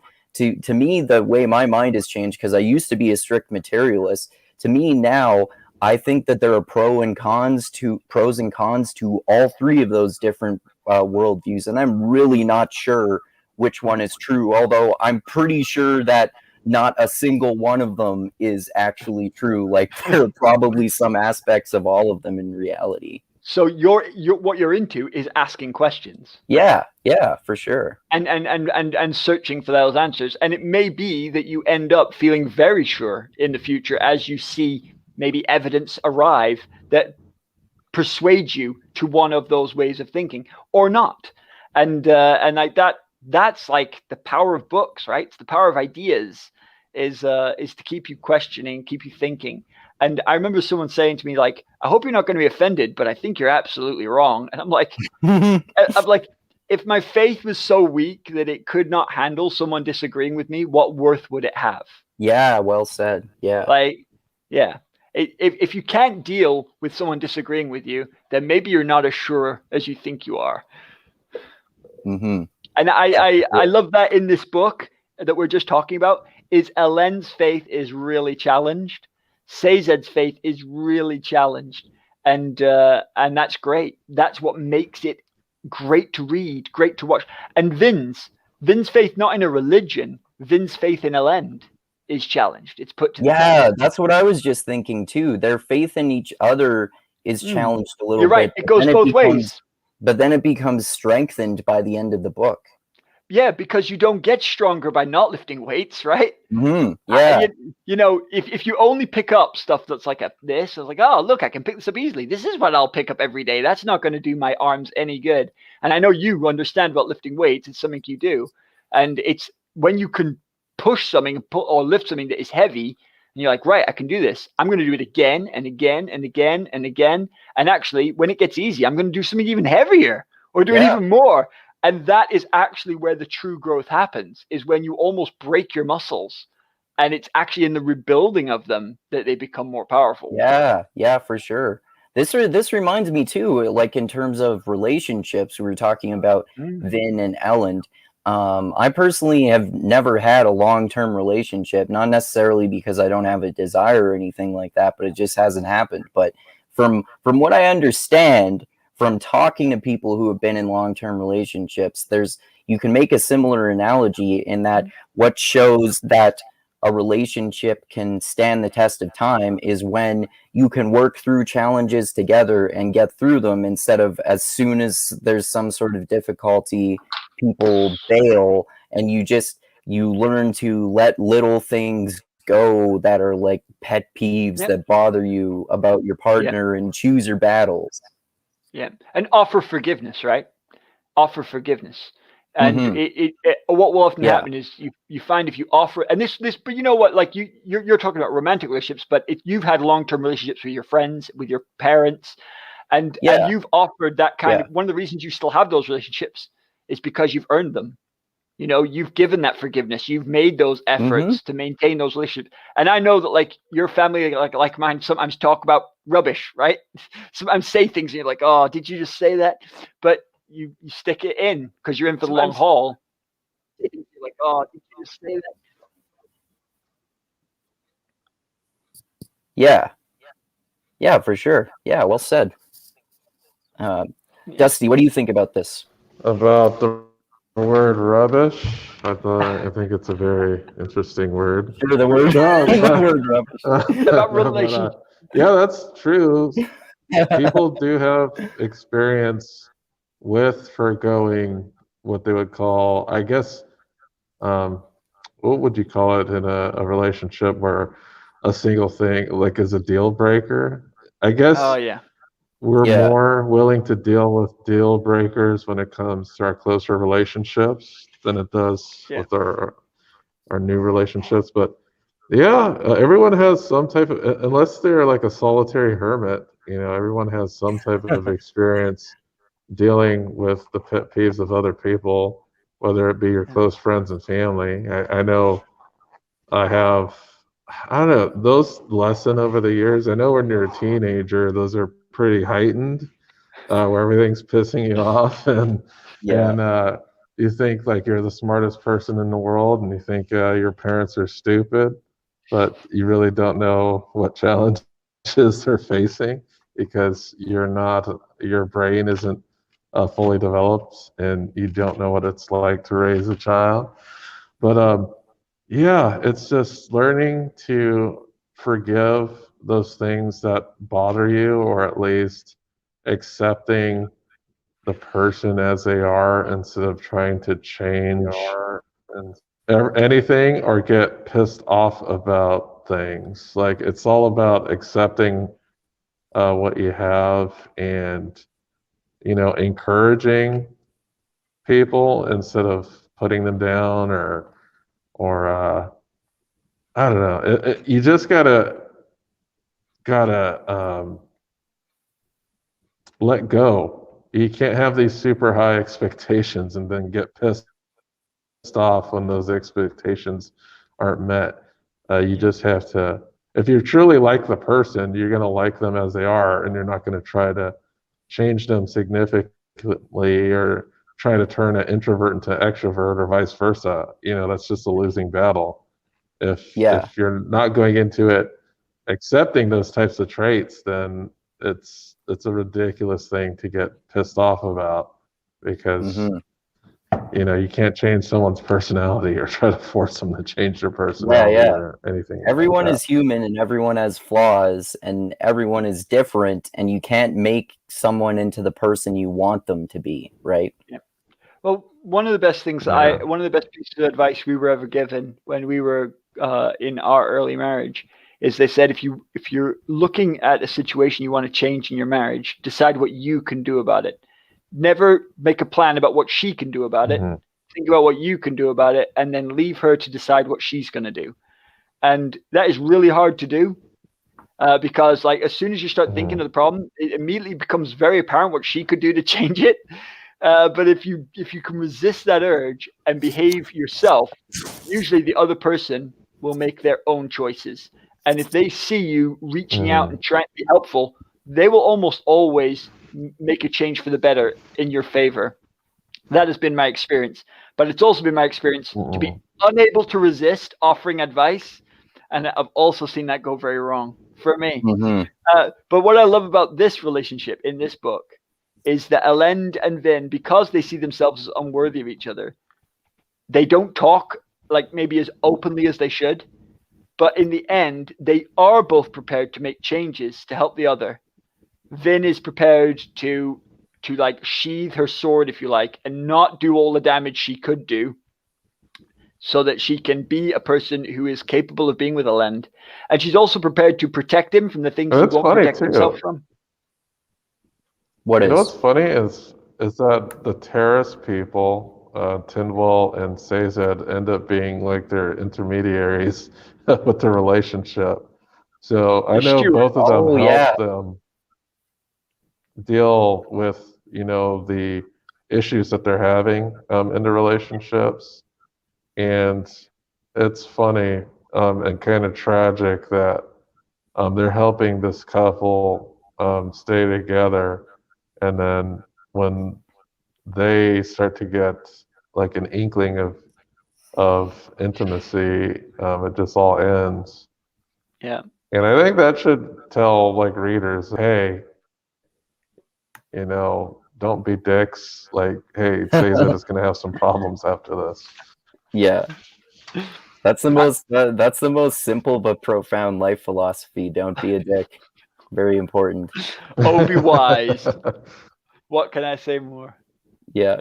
No, I agreed. And it's hard. It is cool. Yeah. Anyway. Yeah, for because sure. I've been listening to a book called Quiet, and I love that. Yeah, extroverted. Yeah, I'm just starting to learn that dickish extroverted people, that's just how they are, and I just interpret it as extremely dickish behavior and assholery, but often they're not very good at communicating their feelings. You mean introvert? No, I'm talking about extroverts. Oh, okay. They're bad at communicating their feelings in a different way. Oh, okay. Because I personally, they'll say something like, "Why are you such a fucking slob?" or something. When all they have to tell you is like, "Oh, I'd like it if you'd take care of that bag of laundry," That's what I mean. I know what you mean. I mean is introverts, when they get angry, they contain the anger and keep calm, and when extroverts get angry, they unleash it. It's like there's a hidden meaning to what they're saying. They just don't know how to control their anger or control those emotions. And then when it comes to introverts, they're not very good at just communicating in general. So if they do have a problem, they'll just not say anything about it. It's very interesting because you can have. So one will go to extremes. Yeah, because you can have just introverts. Extremes. Like one, they'll Go ahead. Just because, like, you can have introverts who are bad at handling their anger, and you can have extroverts that are bad at handling their anger. But one of the things is that an extrovert gathers energy from other people, and introverts lose energy by interacting with other people. So if they get into an argument, the extrovert's going on and on and on, and they're getting energy from engaging in this and finally getting it off their chest, and the introvert is just getting more and more exhausted by the argument. Yeah, and they're just like stop if you talking. If you were to give them like a fantasy class, like an introvert would be like the paladin, just taking all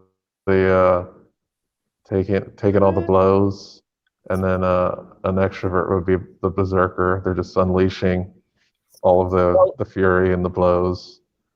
Yeah, but it can I don't know, it can go multiple ways, because you can have an introvert paladin who's exactly like that, quiet and stoic, but you can have the extrovert paladin, and he's the preacher who's going out. It's like, I'm going to protect everybody. I'm going to protect you, and you're my best friend, and you're my best friend, and you're my best friend, and I'm going to make sure that I get all my friends, and we're going to protect you and all of your friends. Dang it, because that's who we are, and that's how we roll. And come to my party. You're all going to be happy. Right.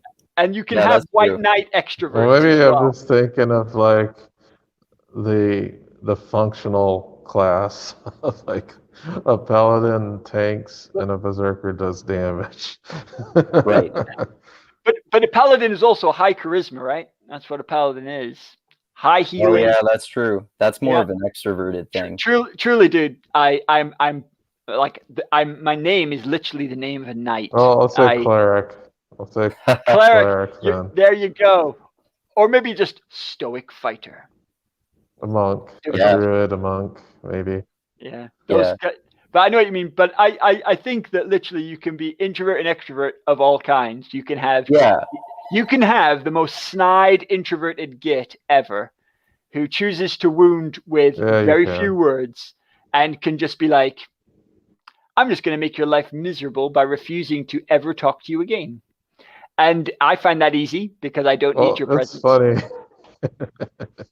And that can be funny done. Just thinking about it, because there's that too, and then there's like the cross wires where, because introverts don't get super angry about anything, the extrovert thinks that they don't care, or they get angry because but they keep all their anger inside. Or and then when they you could even from like the reverse angle, like I really like that book Quiet too, because I'm an introvert and it helped me. Like, I know a lot of extroverts like it because it helps them understand introverts, but it also helped me understand the way extroverts tend to see introverts. And like I didn't realize that sometimes if I sound like I'm being dismissive to someone, it's not that I'm angry, it's just that I need some alone time. And I want to get away from human connection. So that could come off as rude sometimes, but I don't mean it to be that way. Agreed. One of the things that I like to fight against is the idea that introverts aren't sociable. Introverts are sociable, but the problem is, not the problem. One of the things is, though, that they can get exhausted of loads of people. So they need some time to recharge, but it doesn't mean they're not sociable. And not all extroverts are sociable. Some extroverts, the thing is, they gain energy from when they're with people, but it doesn't necessarily mean they like people. There's some very angry extroverts out there who really hate people, but always want to be around people. And so what they find is that people stoke their fires. And so then they're just like, blah, blah, blah, blah, blah. And they're offending people right up and center. But you can have very angry, and you can also have very not angry. I am a massive extrovert. I'm like crazy extrovert. I love people. I love interacting with people. That's why I'm up at 3 a.m. talking to you guys, because I just love to hear the sound of my own voice. Like that is it. That is me. I would say I'm very difficult to make angry. Okay. Like I haven't hated anyone, like actually hated somebody in what? We're getting on for 17 years since I last actually hated anybody. I have not thrown a punch or physically tried to hurt somebody in, I would say, even longer than that, bordering on 20 years. And I have been attacked, physically hit across the face. I've been chased by a gang throwing stones at me. So I've had bad physical experiences.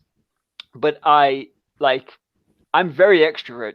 I think I have my anger very under control. However, when I am upset, you'll definitely know about it. Whereas an introvert, you might not. You might keep it to yourself and deal internally. What I'll do is, if I'm upset, I'll talk to you about why I'm upset and what I think you should change. And I'll go blah, blah, blah, blah, blah, blah, blah, blah, blah. But get angry? Almost never. Verbal diarrhea? Almost all the time. Yeah. And I've had people mistake that. I had a boss who said to me, like, you intimidate me. And I'm like, really? Because I'm terrified of you. And he's like, and I found out it was entirely because I talk a lot, I talk loud, I talk fast, and I don't properly respect personal space. Oh, okay. Because I'm very comfortable with people. Like, I would happily hug you guys, you know? Like, if I walked up to you in the street, like that wouldn't bother me at all. Like, I'm very, very comfortable with personal space. If we ever meet each other, I'll tell in real life, I'll totally give you a hug too, man. Yeah, but like that would be totally normal for me. What I found out as I've grown up is that not everyone is comfortable with people being right next to them when they're talking loud. And so I had to learn British thing to change too? Like, isn't there more reservation in British society in regards to like personal interaction in public? I would say so. I would also say, like, we Northerners consider the Southerners to be more like that than us. Okay. Like, there's like a whole, but I think compared to Americans, I think we are as well. I think in America, the idea of free speech and say what you mean and mean what you say is like honored in American culture. Like, it's seen as a good thing to do. And here it is still seen like politeness, and politeness is still sometimes seen as holding your tongue. Instead of like, maybe like, I know it's not impolite to speak your mind, but I think that in our culture, we value that a lot. But I'm definitely seen as brash and childish, which I can live with. But I just see that as you being like passionate about your interests. It is, but it can. I remember this guy telling me, and he was legitimately meaning it. Like, he thought I was always angry. Wow. Like, no way can you think that? And he's like, what, for him, when people get angry, they start talking fast, and their voice goes up and their volume increases. And that's what happens with me when I talk about flipping Kaladin Stormblessed. You know? And so I realized that, and so with that gentleman, I changed my behavior. I realized that I would have to fake it with him. And he knew I was faking it, but he was appreciative, because I'd like walk up and I'd hit a 1 meter zone and I'd draw myself to attention. I'd be like, I breathe out and I'd be like, Phil, just so you know, I got those numbers in. And yeah, that's one of the things about extroverts too, is that they're able to have a more adaptable social interactions with people. Because we're so hungry for it. Introverts aren't very adaptable. So, to be fair though, I was just thinking about that, because like, for me personally, for most of my life, I've been uncomfortable talking in front of large groups. But I almost sound like an extrovert at times if I'm in a group of small friends who we have a lot of interests. And so for me at first, like when I first started my YouTube channel, I was way more nervous in front of the camera too. But I've adapted to the point where I can have these YouTube conversations, and I probably seem like an extrovert to some people because I get so excited about things that I'm passionate about. And I've sort of adapted to being okay with like standing on my soapbox and spewing my words in front of people. So I've adapted that way. Yeah, I know, because I would consider myself an introvert, but I weirdly never had stage fright or any problems with public speaking. Like if I had to do like some speech or presentation to like 100 people, like it wouldn't bother me that much. Because I used to perform in front of groups of that size, and I was never really nervous going into it. You just kind of blank out the audience. You just don't pay attention to them that much. And again, I think it's that thing that it's not the stereotype, is it? An No, introvert it's does not not. mean a loner. It just means that you draw strength from yourself, not from other people. Yeah. Yeah. So yeah, I love being by myself. I know it sounds weird. No, it doesn't. Like, It No, I sounds do like too. I do it sounds too. like half the population of the planet, Dusty. You're not like some weird minority. Yeah. yeah, I look forward to going to work on my weekend job because I'm here by myself Yeah. and I get to do what I want when I'm here. Mm. Because when you're in the house, you got responsibilities and people to monitor and kids to look after, and then I just need this weekend job is like my unwinding time. It's like, oh, I get to relax now and do what I want. Right. It's great. And I think, Yeah. I think that far more than the stereotypes is the true difference between the introverts and the extroverts. Is that the introverts can do all things that an extrovert can do, but they find that they recharge with some alone time and some peace and quiet and some ability to do what they want to do in a way they want to do it. Whereas I think you'll often find extroverts are like, oh, I miss being with people. And like That's why the COVID, pandemic is like the hard. extroverts. It's like extroverts garlic or like the cross or Yeah. whatever vampire analogy you want to use, but that's like the Yeah. pandemic to Yeah. extroverts. Yeah, And then because us we're introverts were missing it. like, oh, this is amazing. Yeah, This I is know, right? great. Yeah. Yeah, that's funny. That's interesting too, because like to me, like my brother is an extrovert and his girlfriend is an introvert. So he's been driven crazy throughout this pandemic, and sometimes he starts to drive her crazy too because he has to talk. So he's had to like tone it down a little bit, and it's oh, I forget what my other point was. I was gonna make another point there, but I forgot what it was. But yeah. It'll come to you, but it's just it is cool, and I just think that in this book that we're looking at, the book we're reading, we've got a lot of introverts, right? And yet they changed the empire. So just show, because sometimes people think of introverts as people who are just insular and don't do anything external. That's not true. It's like Vin would be very happy jumping across the rooftops in the night on her own and not changing the empire, but she does. Elend is really happy sitting in the back of the balcony reading his book, not engaging with the party. But it doesn't mean he can't engage with the party. It doesn't mean he isn't attracted to the pretty girl. It doesn't mean he doesn't want to dance with her. He does. But just because he's okay by himself doesn't mean he doesn't have friends. He does have friends. Doesn't mean he doesn't want to see change. He does want to see change. He's just doing it in a different manner. And I think that's the point. Well, I think that I remembered my other point here too. I think that, and this is related to that, like you're an extrovert and Dusty and I are both introverts, but all three of us love books and spend a lot of time reading books, which is a solitary activity. And like related to what you just said, I love spending time by myself and reading books, and I would be content to just read books and like message you and guys that you and Dusty and other people about them. But doing this podcast is great too, to like tell the world about these awesome books that we're reading about and talk about it where other people can view our conversation and get excited about these books too.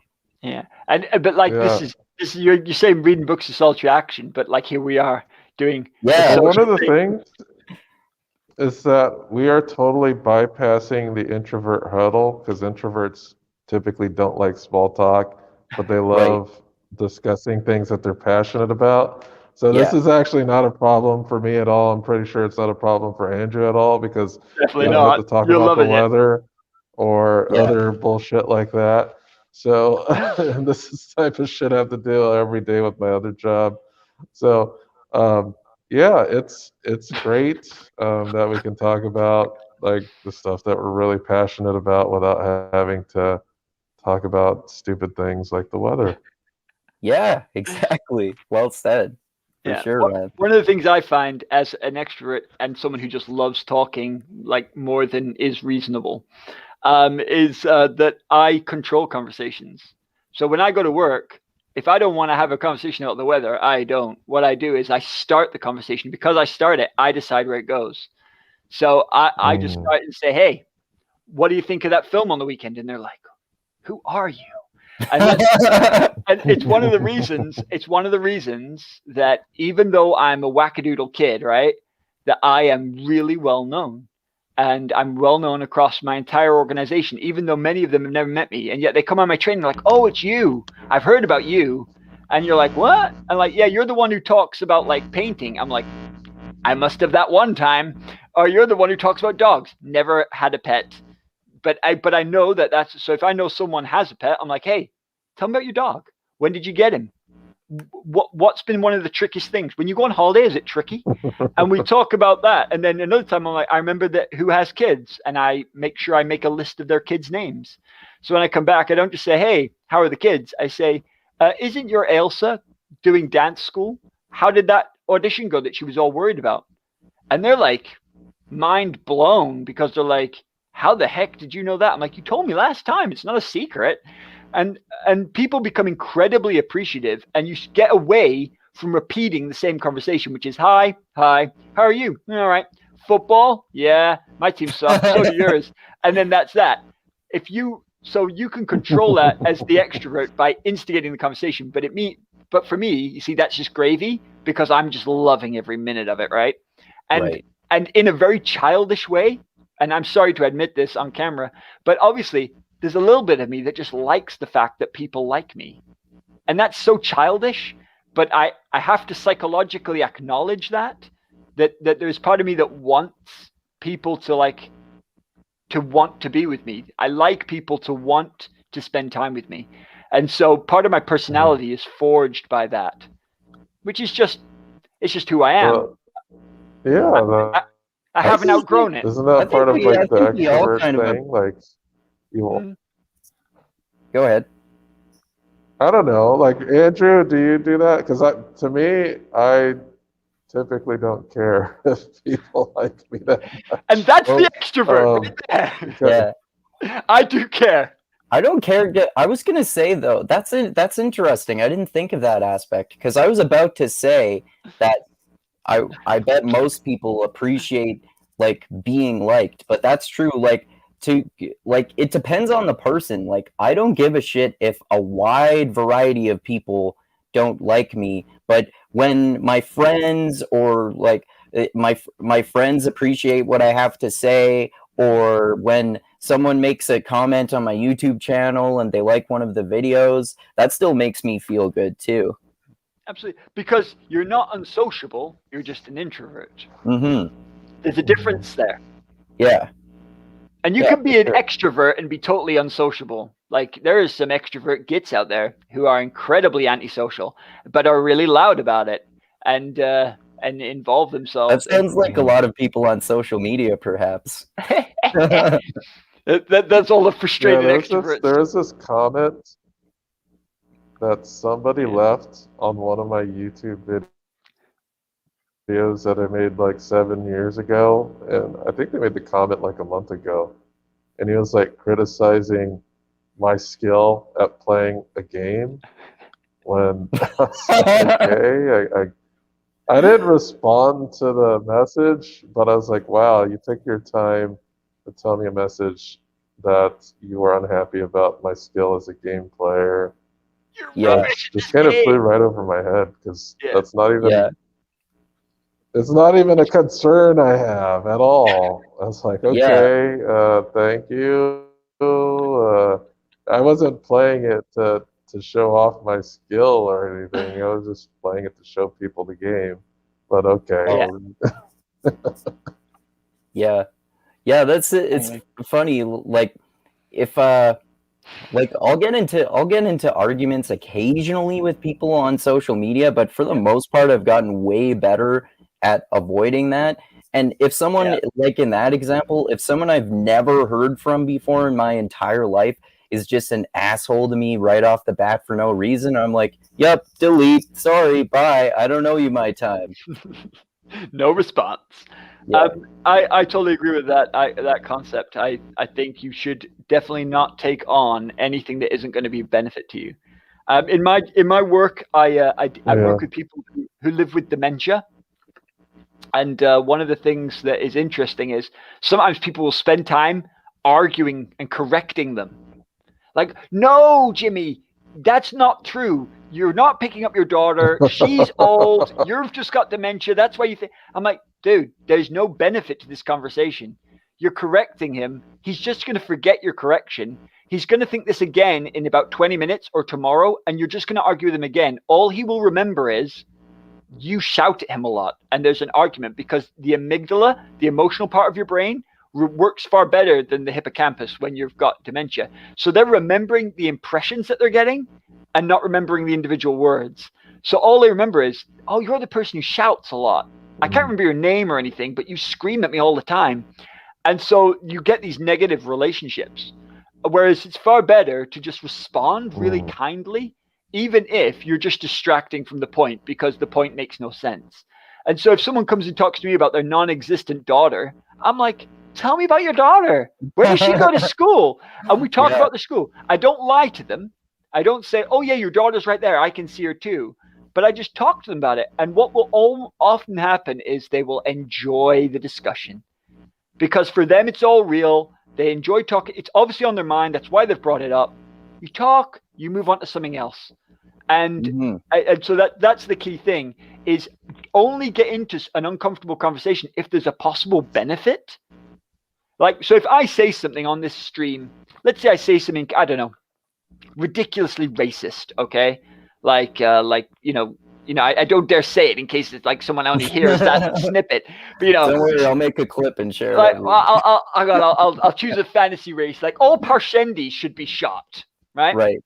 They're evil. You should just kill all Parshendi. And you're like, oh, holy mackerel! Did he just say that? Now you might need to challenge that because that's outrageous what I've just said. You might say, hey man, one, you're on my media here. Like, people are going to hear this on my channel. That is going to have to be cut. And you can't talk like that if you're going to be speaking here. It's wrong. Now, that might be a really uncomfortable conversation for you to have with me, but it's worth it because it could actually result in a positive effect, like me changing my behavior. But when there's no benefit, when there's going to be no benefit to the conversation, do not engage in that argument. What a pointless piece of rubbish. Yeah, for sure. Yeah. Definitely. So I absolutely agree with your approach. Anyway, it's after 3, and I'm sorry we got way sidetracked. But that was super. That conversation was really interesting to me. Your point, it was like loosely related to a major theme in the book. So yeah. And your points of view are very interesting to me because you are men who think very differently from me. And I've said it before.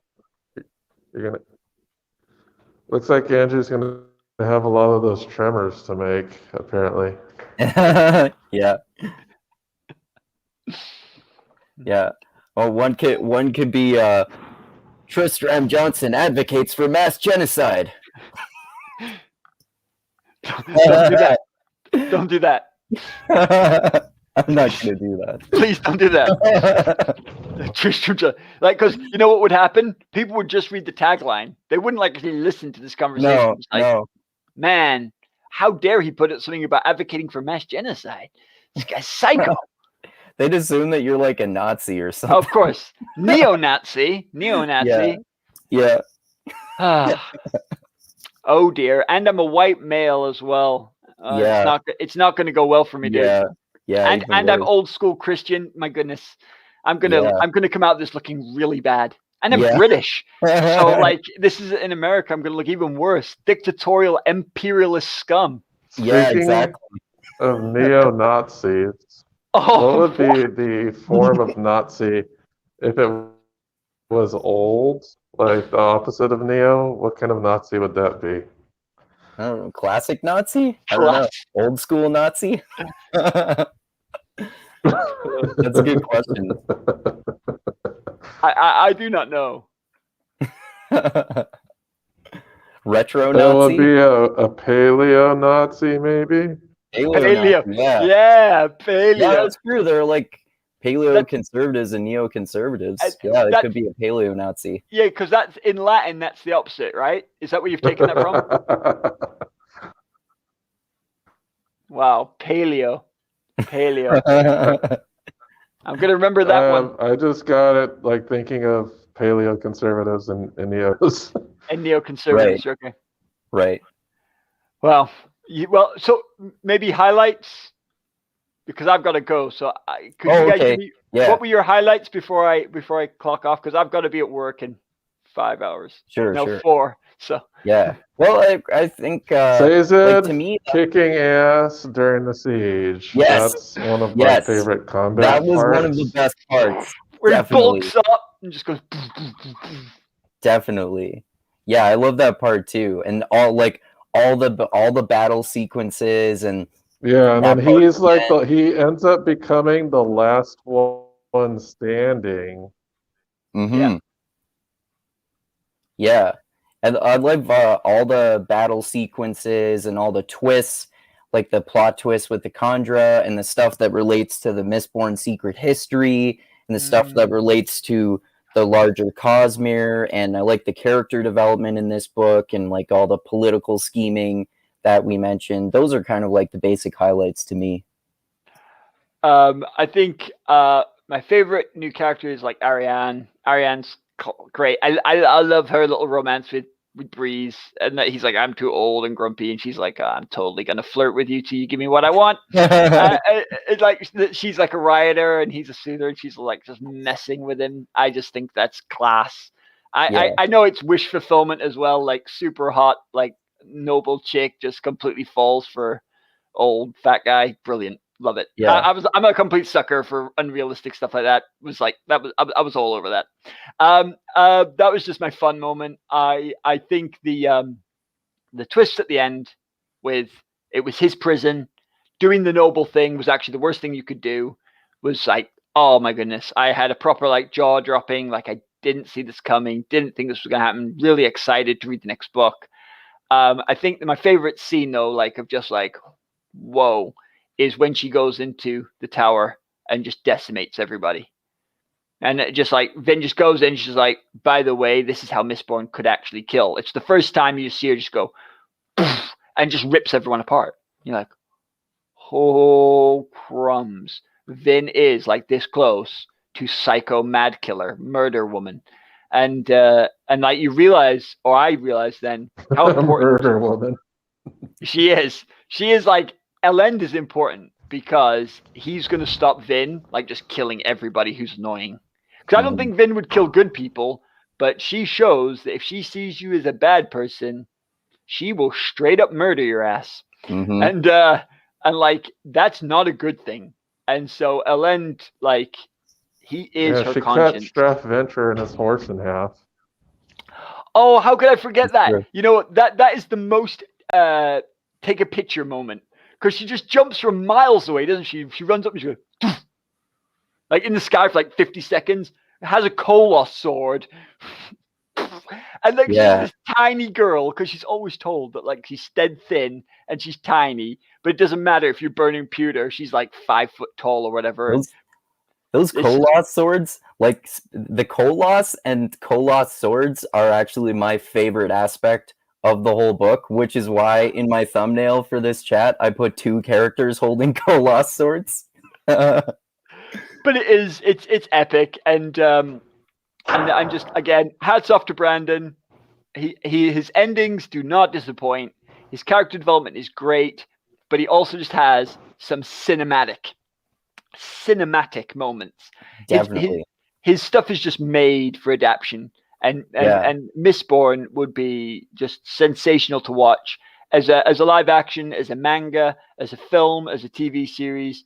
It's really, really visually, I think it could be stunning. Yeah, and I just think like even just like not even like like Sanderson a mist. Got inspiration for the Koloss swords from Final Fantasy VII.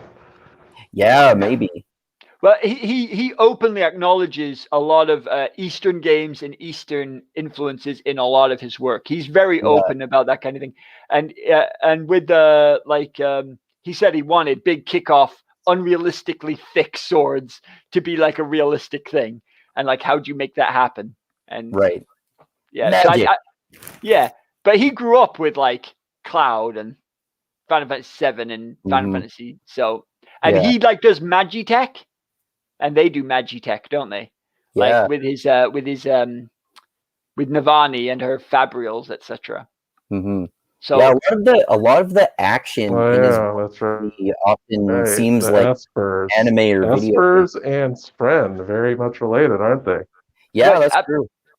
And Pokemon and all that stuff, you can see lots of like the different aspects of this idea of you link with something and then it allows you to do something more than you can, and you can access powers by creating a bond. And the point is, there's nothing new under the sun, right? The only thing that is new is style. And what he's done is he's combined these ingredients in a new and exciting way. Yeah. It's like when someone bakes a cake, they use essentially very similar ingredients to the last guy who baked a cake. But if you bake a cake with flour and sugar and butter and whatever, and then you decorate it and it looks amazing and it tastes great, and then I bake a cake and you feel like you might want to die, you're like, but we used about the same things. Yeah, you just didn't do it the same way. Yeah. And I think that's the thing. Brandon doesn't stress very much about the fact that it's got to be purely original and never ever before touched. He's like, you'll have heard these stories before, but I'm going to tell them to you in a way that is going to be exciting, interesting, and make you love these characters and worlds. And he absolutely freaking nails it. Definitely. Yeah. Anyway, guys, I got to go. I know. Yeah, I know you got to get going there. And we've done a epic 3-hour-long chat here. So, yeah, That's the extrovert in me. I'm just dying to talk to people. I've not been outside my house in like 14 days. Well, I think Dusty and I love talking about these books probably just as much as you do. I know, which just shows introvert and extrovert, hey? Yeah. We have met in the unity of the spirit. Clearly. Yes, exactly. Ad analysium. We are three shards of the same whole. No. Yes. Yeah. No, but thanks for listening to me, guys. And again, I apologize. I think I cut people off a couple of times. I did not mean to. The sound delay screwed me up a little bit. But thank you for your tolerance. Yeah, no problem, man. I think we all cut each other off. I'm working with this delay as best I can. Yeah. Yeah. Right, you've been great. I'll just say all the stuff I like to say at the end of these chats, and then we'll end it there. And you guys can give any last words or anything there too. So thanks to everyone who watches this. Thanks to those of you who subscribe to the channel. Please do so if you haven't already. Click that like button and click that bell to be notified when I come out with new videos. Going to do a chat on Dune soon. We're also going to talk about Grandma's Boy, and we're going to have another podcast that's sort of a theological debate. We're going to have Michael Wood Jr., the former cop, back on to talk about police brutality and whatnot. And thanks especially to those of you who contribute to me on Patreon, which I greatly appreciate more than anything else. And I'll post the link for that in the description of this video, as I always do. And like I always say, I love you all. Keep being the tiny beam of light that shines through the almost impenetrable darkness in the universe. And most importantly, always remember this: the funk cures all, and groove is in the heart.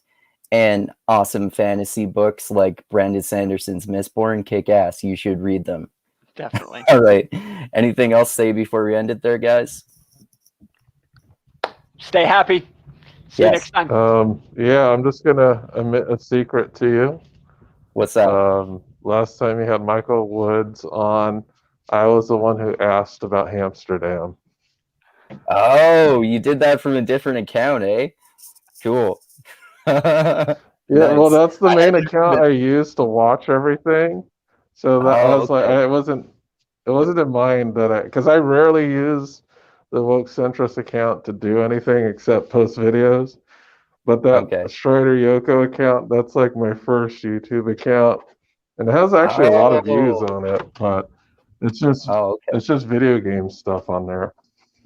Oh, okay. Oh, cool. I've definitely seen Strider Yoko comment before. I didn't even know that was you. That's cool. All right. All right. Well, I'm just admitting it now. Okay. Well, thanks for that confession. All right. Thanks again, everyone, and adios until next time.